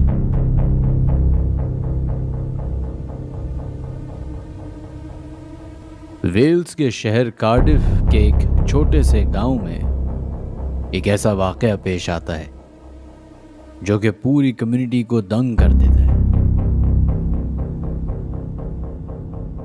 यहां तक कि ब्रिटिश रॉयल आर्मी, हुकूमत और लोगों के बीच में एक ऐसी कंफ्यूजन क्रिएट कर देता है जिसका टिल डेट कोई जवाब नहीं। 2016 की फरवरी की उस रात 2 बजे एक पुलिस ऑफिसर सिगरेट ब्रेक के बाद अपने दफ्तर में जाके बैठता है और अपने सामने रखे हुए कंप्यूटर पे ये देखना शुरू करता है कि कोई इमरजेंसी कॉल्स तो नहीं आई। उस वक्त इमरजेंसी कॉल्स कुछ इस नौइयत की होती थी कि नेबर्स में अगर लड़ाई हो गई तो उसके हवाले से कोई कॉल कर देता या फिर स्ट्रीट क्राइम के हवाले से कोई कॉल कर देता। जब वो ये सारी लॉग्स चेक कर रहा था तो उसको कोई भी इस तरह की कॉल या ईमेल या मैसेज रिसीव नहीं हुआ था। वो थोड़ा सा रिलैक्स हो जाता है, उठ के अपने ही ऑफिस के कैफेटेरिया में जाता है तो वहाँ पे उसको अपना एक सीनियर मिलता है जो कि कॉफ़ी पी रहा होता है। थोड़ी बहुत आपस में गुफ्तगू करते हैं जिस पे वो सीनियर उस पुलिस ऑफिसर को एक बात बताता है। वो कहता है कि अभी मैं 5-10 मिनट से इस दफ्तर में मौजूद हूँ और मुझे बाहर की तरफ आवाज़ें आ रही हैं, ऐसी आवाज़ें कि शायद हेलीकॉप्टर्स वगैरह घूम रहे हैं। जब इस बारे में मज़ीद गुफ्तगू होती है तो वो कहता है कि शायद मिलिट्री के हेलीकॉप्टर्स हैं जो बहुत लो फ्लाई कर रहे हैं। ये बात जैसी वो पुलिस ऑफिसर सुनता है तो वो फौरन अपने दफ्तर की तरफ भागता है, ये देखने के लिए कि कहीं कोई ऐसी ईमेल तो हमारे पास मौसूल नहीं हुई जो शायद हमसे इग्नोर हो गई हो कि कोई रात गए मिलिट्री एक्सरसाइज हो रही हो इस रेजिडेंशियल एरिया में। अब वो एक और दफ्तर में कॉल करता है जो गवर्नमेंट का एक इदारा होता है, जिसके ज़रिए अगर मिलिट्री किसी जगह पे अपनी एक्सरसाइजेस कर रही होती है तो वो एक हफ्ते पहले ही ईमेल कर देते हैं ताकि वहाँ पे रहने वाले लोगों को इस बात की खबर हो जाए। वो उस दफ्तर में कॉल करता है और इस दौरान जब वो उस ऑपरेटर से बात कर रहा होता है तो अपनी ईमेल्स भी चेक करना शुरू कर देता है कि कहीं ऐसी कोई ईमेल ना आई हो जो कि उससे मिस हो गई हो। लेकिन ना तो कोई ऐसी ईमेल आई होती है और ना ही उस दफ्तर में मौजूद उस ऑपरेटर को ऐसी कोई मिलिट्री एक्सरसाइज के बारे में मालूमात होती है। अभी ये सब चल ही रहा होता है कि अचानक से एक धमाके की आवाज आती है। वो कैफेटेरिया में मौजूद जो सीनियर ऑफिसर होता है वो भागता हुआ इस शख्स के पास आता है और कहता है कि उस ऑफिस की खिड़की से बाहर जो नज़ारा है दूर नॉर्थ की तरफ उसने एक लाइट इल्यूमिनेट होती हुई देखी है। ऐसा लगा है कि कोई धमाका हुआ है और उस धमाके के साथ साथ एक नहीं लातादाद मिलिट्री हेलीकॉप्टर्स उसने देखे हैं, सुने हैं। ये बात हो ही रही होती है कि अचानक से शहरियों की कॉल्स आना शुरू हो जाती हैं उस पुलिस स्टेशन में और देखते ही देखते वो 1, 2, 3 नहीं बल्कि कई 100 कॉल्स आ जाती हैं।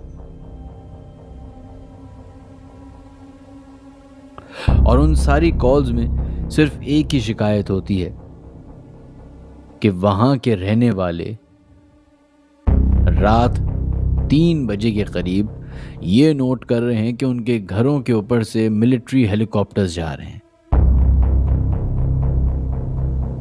और ये कोई नॉर्मल मिलिट्री हेलीकॉप्टर्स नहीं थे बल्कि इनमें से एक ऐसा हेलीकॉप्टर भी था जो कि सेटना के नाम से था, जिसकी बनावट कुछ इस तरह की होती है कि वो दिखने में तो जहाज लग रहा होता है लेकिन उसके बिल्कुल टेल पे एक सैटेलाइट डिश लगी हुई होती है।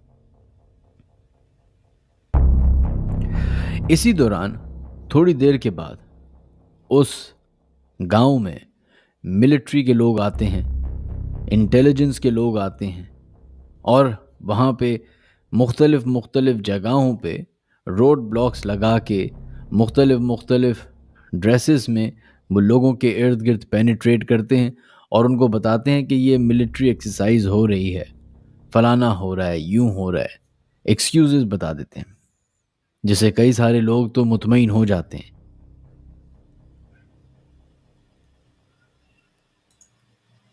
लेकिन सैज क्लार्क नामी एक खातून इस बात से मुत्तफिक नहीं होती।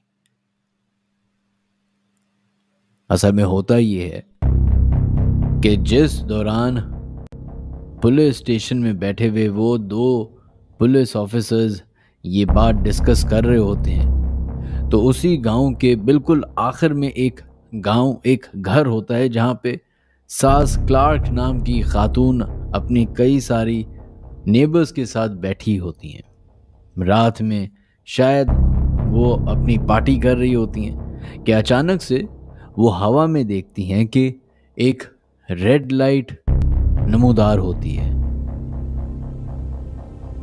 और देखते ही देखते वो रेड लाइट जो कि 1 दिख रही होती है फिर वो 3 में कन्वर्ट हो जाती है और फिर वो रेड लाइट आसमान से इस गांव की तरफ बढ़ती हुई नजर आती है और जैसे जैसे वो उनके घर की तरफ आती रहती है तो वो एक शेप इख्तियार करती है, एक ऐसा शेप जिसको हमने इजिप्ट में तो देखा है लेकिन कभी आसमानों में नहीं देखा, यानी कि एक प्रॉपर पिरामिड शेप नजर आता है। अभी वो ये सब नोट कर ही रहे होते हैं कि एक आसमान से 3 रेड लाइट्स फॉर्म होती हैं और वो करीब आती जाती हैं, और फिर वही 3 रेड लाइट्स कई सारी रेड लाइट्स में कन्वर्ट होती हैं और एक पिरामिड, प्रॉपर पिरामिड का शेप इख्तियार करती हैं। कि इसी दौरान उसी पिरामिड के शेप में से ग्रीन कलर की लाइट्स निकलना शुरू होती हैं। अब ये सब कुछ अचानक से होना शुरू होता है और देखते ही देखते वो ग्रीन लाइट्स या ग्रीन ऑर्ब्स करीबी गांव में हर जगह फैल जाती हैं। अभी वो ग्रीन लाइट्स पूरी आसमान पे फैली ही होती हैं कि वो पिरामिड शेप जो आसमान से उतरता हुआ इनके गांव की ज़मीन की तरफ बढ़ रहा होता है, उसमें से अचानक से लाइटनिंग निकलना शुरू होती है और एक स्पेसिफिक ग्राउंड की तरफ बढ़ती है, जैसे वहाँ से कोई चीज़ एक्सट्रैक्ट कर रही हो। ये सास क्लार्क नामी खातून अपने घर से चंद ही मिनट के फासले पे ये सब होते हुए देख रही हैं। इसी दौरान जब ये पिरामिड आसमान पे जाहिर होता है तो उससे चंद सेकंड पहले ही मिलिट्री के कई सारे जहाज उस एरिया को कवर करना शुरू कर देते हैं। अब जैसे ही वो ग्रीन ऑर्ब्स हवा में नमूदार होते हैं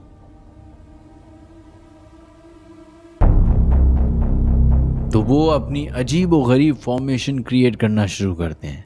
ऐसा लगता है देखने वाला ये देख पा रहा होता है कि शायद वो ग्रीन ऑर्ब्स कोई चीज़ों को एक्सप्लोर कर रहे हैं, और वो जो पिरामिड शेप की जो भी यूएफओ शिप थी वो अपने अंदर से एक लाइटनिंग प्रोड्यूस कर रही है जो कि ज़मीन पे जाके टच हो रही है और ऐसा लग रहा है कि ज़मीन से कोई चीज़ खींची जा रही है। इसी दौरान मिलिट्री का एक जहाज़ उस जगह पे पहुंचता है जिसके ऊपर ये फर्स्ट टाइम होता है कि वहाँ के रहने वाले इस तरह का जहाज़ देखते हैं। एक नॉर्मल, दिखने में नॉर्मल जहाज़, लेकिन उसकी टेल पे एक बहुत बड़ी सैटेलाइट लगी होती है, ऐसा जैसे कि कोई सीक्रेट वेपन या सीक्रेट एयरक्राफ्ट है जो कि आज तक लोगों के सामने नहीं पेश किया गया।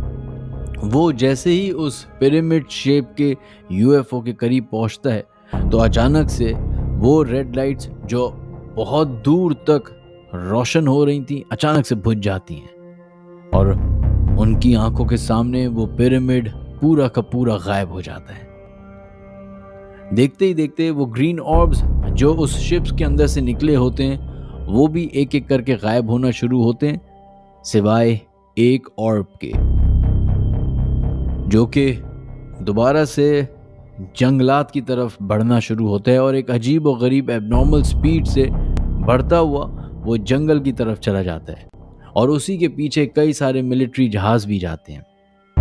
अभी ये बात सास क्लार्क और इर्द गिर्द के रहने वालों को समझ आना शुरू हो ही रही होती है कि एकदम से वो धमाके की आवाज़ सुनते हैं। इस धमाके के बाद से वहाँ पे जितने भी लोग थे उस गांव में, उन्होंने पुलिस स्टेशन पे कॉल करना शुरू किया। चंद मिनटों में ही ये गांव जो है और यहाँ पे रहने वाले लोगों में खलबली मच जाती है, पैनिक क्रिएट हो जाता है। उनको लगता है कि शायद दुश्मन ने अटैक कर दिया है, कुछ को लगता है कि मिलिट्री एक्सरसाइज हो रही है, कुछ को लगता है कि हुकूमत कोई बात हमसे छुपा रही है।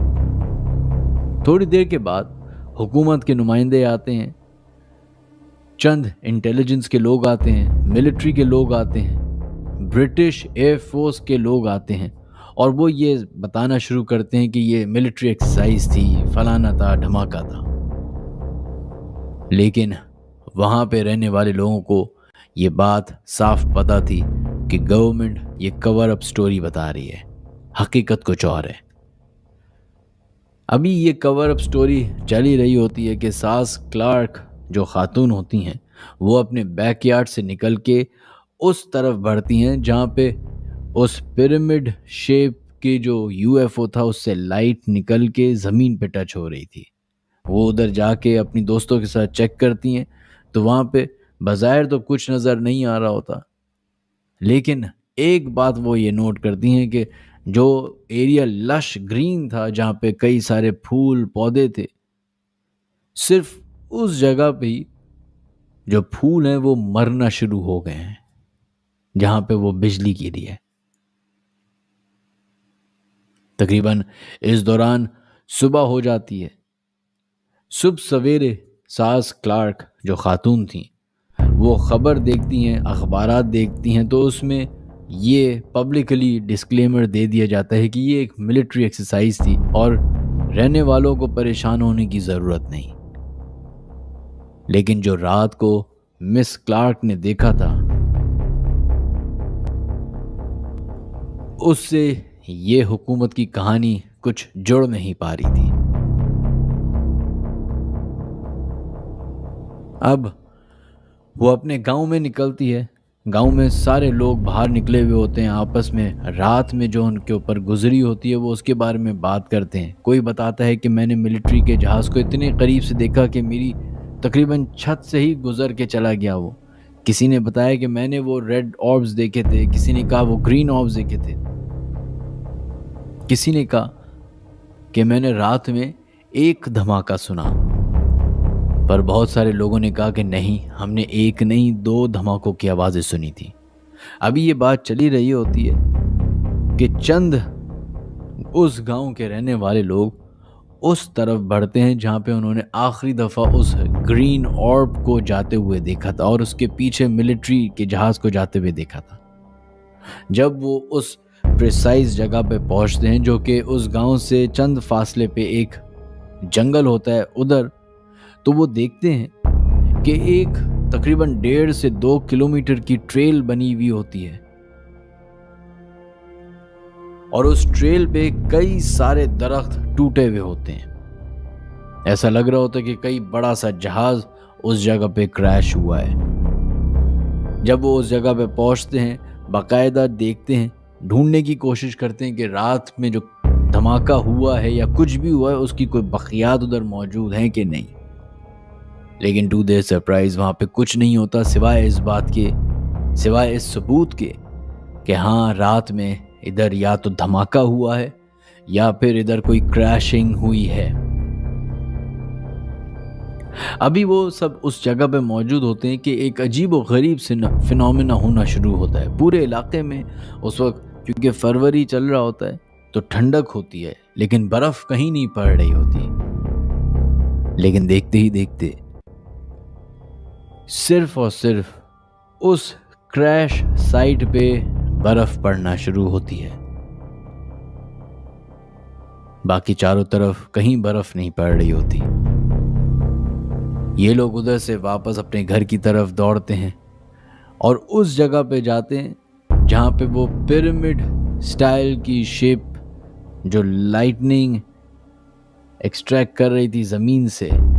जब उधर जाते हैं तो उधर देखते हैं कि उस वक्त तक वहाँ पे तमाम जो प्लांट्स थे वो ख़त्म हो चुके हैं और उस जगह पे भी सिर्फ और सिर्फ उस जगह पे बर्फ़ पड़ रही है।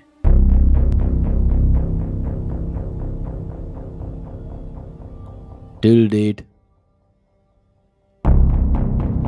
वेल्स की हुकूमत इस बात पे मुत्तफिक है कि वो एक मिलिट्री ऑपरेशन, मिलिट्री एक्सरसाइज थी।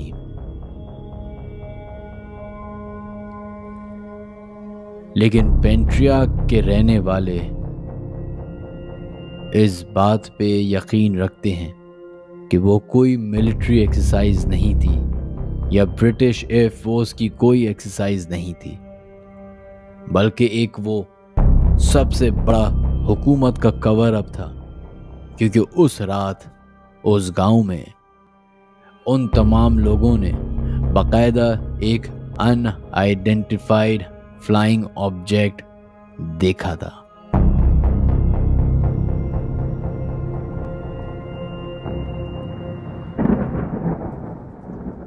इंसानी तारीख में ब्रूटल किलिंग्स, अजीबोगरीब वाक़यात और ऐसी ऐसी बातें शामिल हैं जिसके बारे में अगर बात करना शुरू करें तो कई कई दिन कम पड़ जाएं। सीरियल किलर से लेके दिल दहला देने वाले डिक्टेटरशिप्स, भरी पड़ी हैं ऐसी कहानियां। लेकिन आज एक ऐसे मुल्क के बारे में हम बात करने वाले हैं जहां पे 1972 सितंबर 23 को मार्शल लॉ लगता है और उस वक्त के प्रेसिडेंट 20 साल के लिए वहां पे रूल करना शुरू कर देते हैं। जब भी किसी मुल्क में मार्शल लॉ लगता है तो वहां की हर एक रूल को तोड़ दिया जाता है, हर एक कानून को निस्तनाबूद किया जाता है और उसमें सबसे इंपॉर्टेंट तरीन चीज होती है ह्यूमन राइट्स की वायलेशन। सितंबर 23, 1972 फिलीपींस में president Ferdinand Marcos martial law implement कर देते हैं और उसके बाद एक अजीब और गरीब खतरनाक दौर शुरू होता है फिलीपींस का। तकरीबन 20 साल तक ये फैमिली फिलीपींस में राज करती है और इन 20 सालों में लातादाद missing persons, rape cases, brutal killings, इस तरह के लातादाद वाकयात मौजूद हैं। जब एक रूलर इस तरह की टेक्निक्स को आजमा के मुल्क में राज करने की कोशिश करता है तो उसका एक बहुत ज्यादा बैकलैश शुरू होता है और उस बैकलैश के चक्कर में जुल्म और बर्बरियत का राज शुरू होता है। सच को छुपाने के लिए कई सारे लोगों को मार दिया जाता है, कई सारी आवाजों को दबा दिया जाता है। 1972 में शुरू होने वाला मार्शल लॉ 1981 में अपने उरूज पर होता है जब उस वक्त की प्रेसिडेंट की फर्स्ट लेडी एक आइडिया पिच करती हैं। हमने हमेशा सुना है कि मीडिया फोर्थ पिलर होता है किसी भी डेवलपिंग नेशन का। उस मीडिया को इस्तेमाल करके वो अपनी जो भी उनकी साख होती है उसको बचाने की कोशिश करती है। ये आइडिया पिच किया जाता है गवर्नमेंट को, जो कि उस वक्त के प्रेसिडेंट फर्नांडिन मार्कस यानी कि उनके हस्बैंड की होती है, और बताया जाता है कि इस तरीके से हम फिलीपींस में जो भी ह्यूमन राइट्स की वायलेशन हो रही है उसको ओवरकम कर सकते हैं अगर हम अपना सॉफ्ट इमेज पोर्ट्रे करें बाकी दुनिया के सामने। एक प्रेजेंटेशन पेश की जाती है और ये होली सोली आइडिया इमेल्डा मार्कस जो कि फर्स्ट लेडी होती है फिलीपींस की, उसका होता है। बकौल उस प्लान के ये एक फिल्म सेंटर बनाना चाहती हैं और $25 मिलियन उस मीडिया इंडस्ट्री के लिए अलॉट किए जाते हैं। प्लान में एक बहुत बड़ा फेस्टिवल डिजाइन किया जाता है जिसमें दुनिया भर से फिल्म मेकर्स, एक्टर्स, एंटरटेनमेंट से ताल्लुक रखने वाले लोगों को इनवाइट किया जाएगा और उनके जरिए दुनिया में ये खबर फैलाई जाएगी कि फिलीपींस में कोई ह्यूमन राइट्स की वायलेशन नहीं हो रही। इस तरह के हर बात जो है वो कई और ममालिक में भी हमने देखे हैं होते हुए। प्लान को एग्जीक्यूशन लेवल पे ले जाया जाता है। ये पूरा प्लान बेटी बेनेटिस नामी एक खातून के हवाले किया जाता है कि उनको 1 साल के अंदर अंदर ये टारगेट दिया जाता है कि ये फिल्म सेंटर बनना इतना लाजमी है। उसके लिए 4-5 हजार वर्कर्स को जमा किया जाता है और इस 12 महीने के प्लान को, जो कि नामुमकिन लग रहा होता है बाकी लोगों को, अपने एग्जीक्यूशन लेवल पे ले जाया जाता है। शहर के एक कोने में एक बहुत बड़ी जगह अलॉट की जाती है जहाँ पे मनीला फिल्म सेंटर नामी ये बिल्डिंग बनाने की कोशिश की जा रही होती है। 4,000 वर्कर्स के साथ 24 घंटे में 3 शिफ्ट फॉर 24 आवर्स स्ट्रेट लोग काम कर रहे होते हैं। जो जगह 4 या 5 साल में बननी होती है उसको वो कई दिनों के अंदर बना के खड़ा कर देते हैं। लेकिन 1981 के नवंबर में ही एक ऐसा सान्या पेश आता है जो उस वक्त की जितनी भी मिलिट्री स्टैब्लिशमेंट होती है उसको हिला के रख देती है।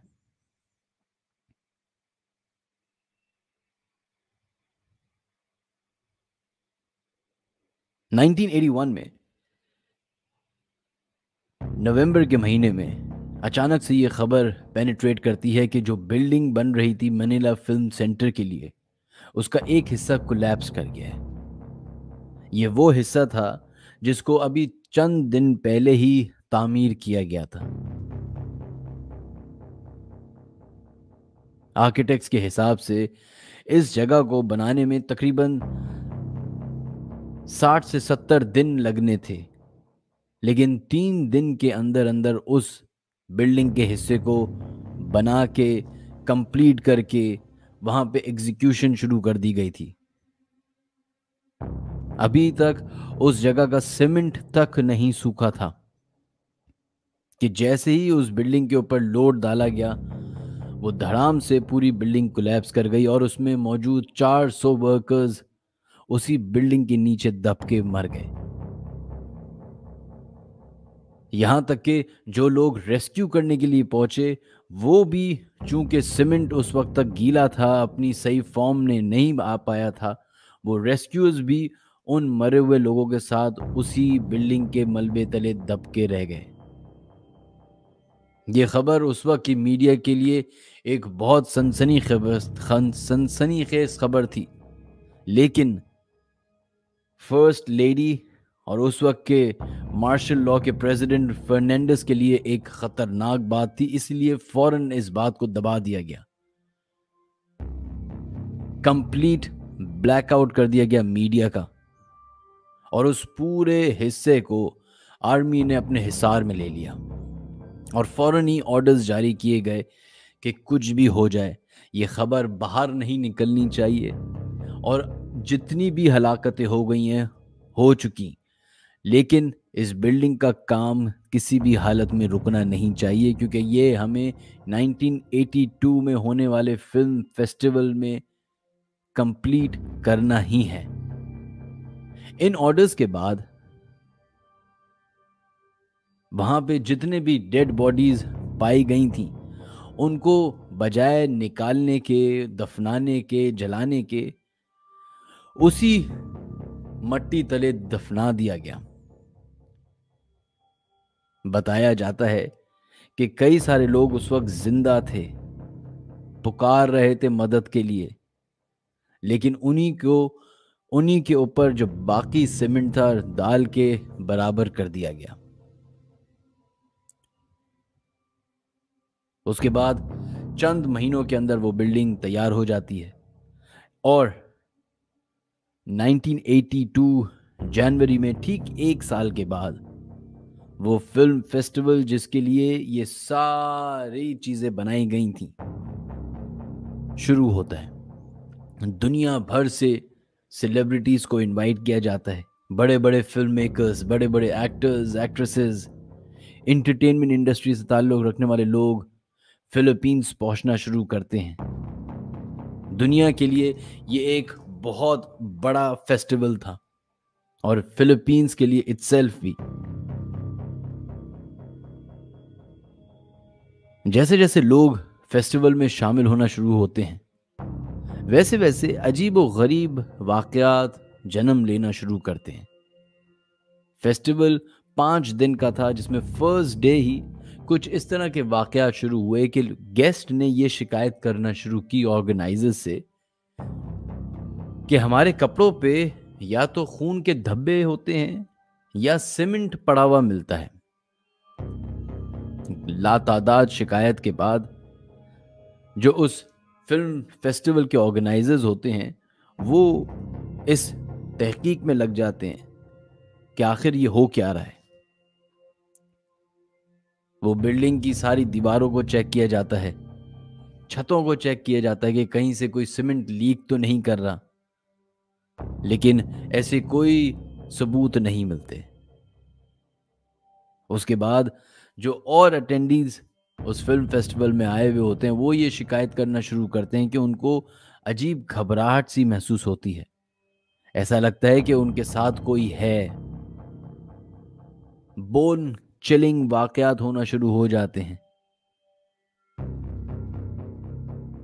कई सारे लोग इस बात की शिकायत करते हैं कि उनको कोई पिंच कर रहा है। फिल्म फेस्टिवल के पहला दिन खत्म होता है। सारे गेस्ट अपने अपने होटल्स में चले जाते हैं। मनीला फिल्म सेंटर खाली कर दिया जाता है और फर्स्ट लेडी के ऑर्डर्स पे रातों रात प्रीस्ट को बुलाया जाता है कि आखिर देखा जाए कि मामला क्या है। ऑर्गेनाइजर्स प्रीस्ट को बुला के उस जगह पे रात को बिठाते हैं और उनसे बोलते हैं कि किसी भी हाल में रात तक ये जो भी मामलात हो रहे हैं पैरानॉर्मल, इनसे छुटकारा हासिल किया जा सकेगा। जिसपे जो मौजूद प्रीस्ट आए हुए होते हैं वो रात भर अपनी पूजा पाठ करते हैं और सुबह होने से पहले वहां से निकल जाते हैं ये कह के कि जितना हो सकता था हमने कर दिया, बाकी खुदा जाने। बाकी 5 दिन फेस्टिवल में इसी तरीके से लोगों की शिकायतें आती रहीं। वक्तन फवक्तन एम्बुलेंसेस को कॉल करना पड़ा क्योंकि बहुत सारे गेस्ट अनईजी फील कर रहे थे। कुछ लोगों को घुटन महसूस होती थी, कुछ लोगों को ऐसा लगता था कि कोई पिंच कर रहा है, किसी के हार्ट में तकलीफ होती। लेकिन ओवरऑल ये फिल्म फेस्टिवल सुपर हिट करार पाया। दुनिया भर में इसकी बड़ी जय जय हुई, वाह वाह हुई और फिलीपींस का दुनिया में एक नुमाया किरदार सामने आया फिल्म्स के लिए। फिल्म्स एक्सपोर्ट होना शुरू हो गई, अदाकारों को बड़े बड़े अवार्ड्स मिलना शुरू हो गए। लेकिन ये सारी अचीवमेंट्स उन 170 वर्कर्स की डेड बॉडीज के ऊपर अचीव की जा रही थी।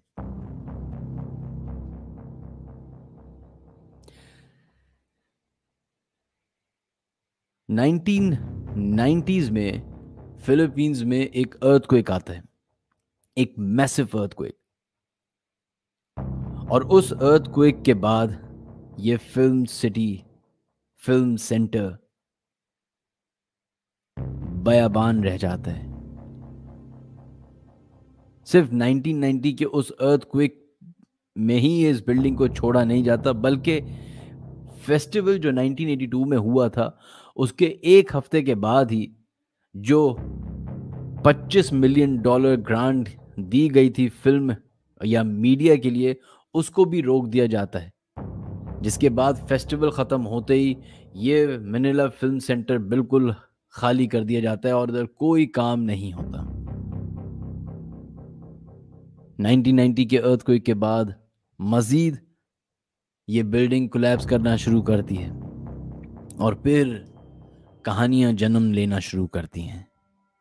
ऐसी कहानियां जिनका ताल्लुक गोस्ट स्टोरीज से था, पैरानॉर्मल एक्टिविटीज से था।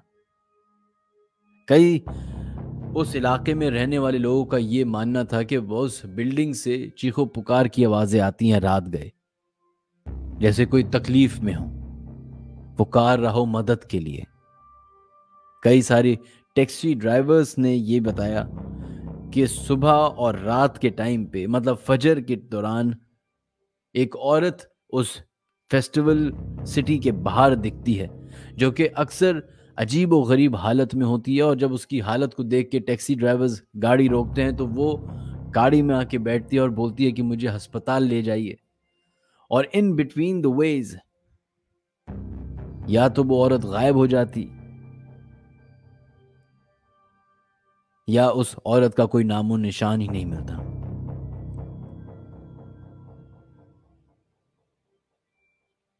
2001 में दोबारा से इस फिल्म सेंटर को खोला जाता है।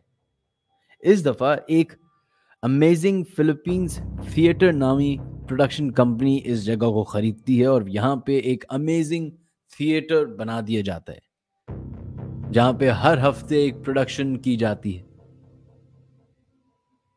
इस थिएटर प्रोडक्शन के दौरान कई सारे ऐसे वाकयात पेश आए जिस पे उस वक्त की गवर्नमेंट ने सोचना शुरू किया कि मामला शायद अभी तक खत्म नहीं हुए। बकौल उस थिएटर प्रोडक्शन कंपनी के पहला वाकया पहले दिन ही पेश आया जब एक एक्ट्रेस स्टेज पे मुर्दा हालत में पाई गई। इन्वेस्टिगेशन से अंदाजा हुआ कि ये जो भी डेथ हुई है ये कोई नॉर्मल डेथ नहीं, लेकिन पब्लिक की नज़र में इसको ये रंग दिया गया कि शायद ड्रग ओवरडोज की वजह से इस एक्ट्रेस की डेथ हुई। बात को दोबारा छुपा दिया जाता है क्योंकि ये सारी बातें इसलिए छुपाई जा रही होती हैं क्योंकि इसका ताना बाना 1972 में लगने वाले मार्शल लॉ से जुड़ रहा होता है, उस प्रेसिडेंट और उसकी फैमिली से जुड़ रहा होता है।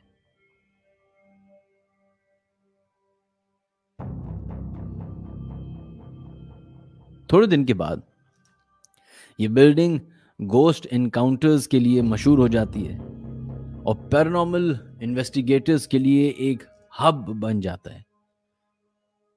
कई सारी लोकल ग्रुप्स इस प्रोडक्शन हाउस कम में फिल्म सिटी कम फिल्म सेंटर में अपनी एपिसोड्स रिकॉर्ड करने के लिए जाते हैं, जिनमें से एक ग्रुप जब जाता है तो बकौल उस ग्रुप के वो लोग दिन के टाइम पे इस फेस्टिवल के अंदर दाखिल होते हैं। इस ग्रुप में 4 दोस्त होते हैं। वो इस गर्ज से जाते हैं कि हम जाके चेक करें कि इस बिल्डिंग के बारे में ये बातें जो फैलाई गई हैं वो सही भी हैं या नहीं।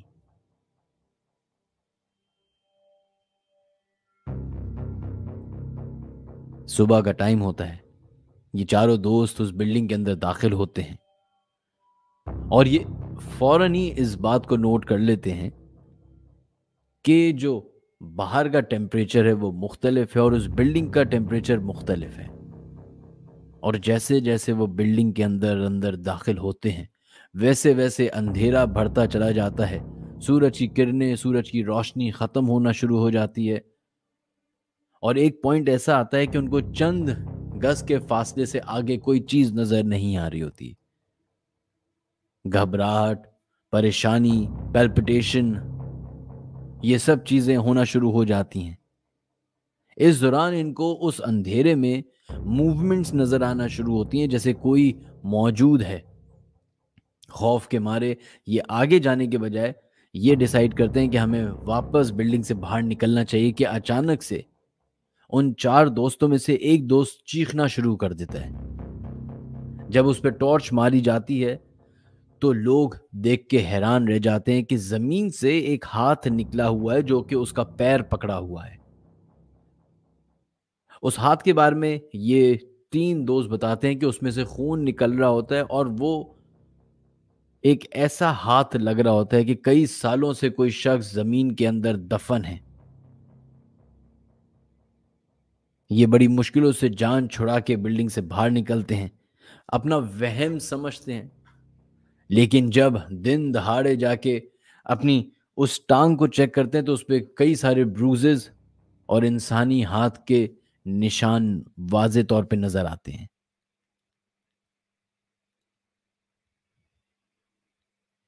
उसके बाद इस तरह के वाकयात में इजाफा होता है। Till date government of Philippines इस बिल्डिंग में कोई भी शूटिंग करने से इजाज़त नहीं देती। इलीगल तरीके से कई सारे लोग वहाँ पे जाके पैरानॉर्मल इन्वेस्टिगेशन करने की कोशिश करते हैं, जिनमें से कई सारे लोग पकड़े जाते हैं, जेल चले जाते हैं। यहाँ तक कि एक ज़माने में इस फिल्म फेस्टिवल में मिलिट्री ऑपरेशन तक हुआ था। बताया ये जाता है कि जब 1982 में वो फेस्टिवल हो रहा था, तो फर्स्ट लेडी इतनी कंसर्न थी इस खबर से कि उसने एक रात जितने भी वर्कर्स थे उस फिल्म सेंटर में काम करने वाले, उनको बुलाया जाता है और फौरन ही मिलिट्री को भेजा जाता है कि चेक किया जाए कि कौन शरारत कर रहा है, कौन इस तरह के प्रैंक्स कर रहा है जिसकी वजह से हमारा ये फेस्टिवल बदनामी का निशान न बने। कहते हैं कि मिलिट्री इंटरवीन करती है, सारे कोवर्कर्स को एक कमरे में जमा किया जाता है, सबसे तफ्तीश की जाती है कि कौन है जो वो शरारत कर रहा है, कौन है वो जो झूठी कहानियां बना रहा है इस बिल्डिंग के बारे में, जिसमें सब इस बात से इनकार करते हैं। अभी ये इन्वेस्टिगेशन हो ही रही होती है कि मिलिट्री पुलिस ये देखती है कि उनका एक आदमी गायब है। वो अपने रेडियो सेट से उस बंदे को रीच आउट करने की कोशिश करते, तो पता चलता है कि वो बंदा जो सिक्योरिटी का है वो किसी को फॉलो करते करते बिल्डिंग की ग्राउंड लेवल के नीचे जो दो बेसमेंट्स थी उधर तक पहुंच चुका है। और बकौल उस पर्सनल के वो एक शख्स को पकड़ने की कोशिश कर रहा है जो भाग रहा है आगे की तरफ। बकौल उस सिक्योरिटी पर्सनल के वो बताता है कि जब वो बाकी कोवर्कर्स को तलाश कर रहा था तो उसने नोट किया कि एक शख्स है जो ग्राउंड से बेसमेंट की तरफ भागा है छुपने के लिए।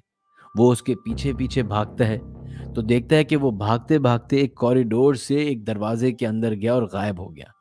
ये जैसे ही उस दरवाजे की तरफ पहुंचते हैं, खोलने की कोशिश करते हैं तो वो लॉक्ड होता है। दरवाज़ा तोड़ के अंदर जब दाखिल होते हैं तो उस कमरे के अंदर कोई मौजूद नहीं होता।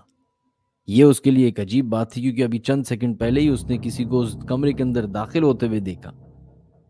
अब वो अपनी टॉर्च से उस अंधेरे वाली जगह पे लाइट मारने की कोशिश करता है तो उसको अचानक से कान में आवाज आती है, टुलोंग, जिसका मतलब फिलीपींस में हेल्प है, यानी मदद। जब बाकी सिक्योरिटी के पर्सनल बेसमेंट में उस कमरे में जाते हैं उस पुलिस ऑफिसर उस मिलिट्री ऑफिसर को देखने के लिए, तो वो कमरे के कोने में डर के मारे अपनी गन ताने खड़ा होता है जैसे किसी के ऊपर गोली चला देगा। आज भी टिल डेट कहा जाता है कि ये मनीला फिल्म सेंटर दुनिया की स्पूकीएस्ट मिस्टीरियस बिल्डिंग में से एक है। कहा जाता है कि आज भी रात गए उस बिल्डिंग की दीवारों से, जमीन से, छत से आवाजें आती हैं कि जैसे कई सारे लोग मदद को पुकार रहे हैं।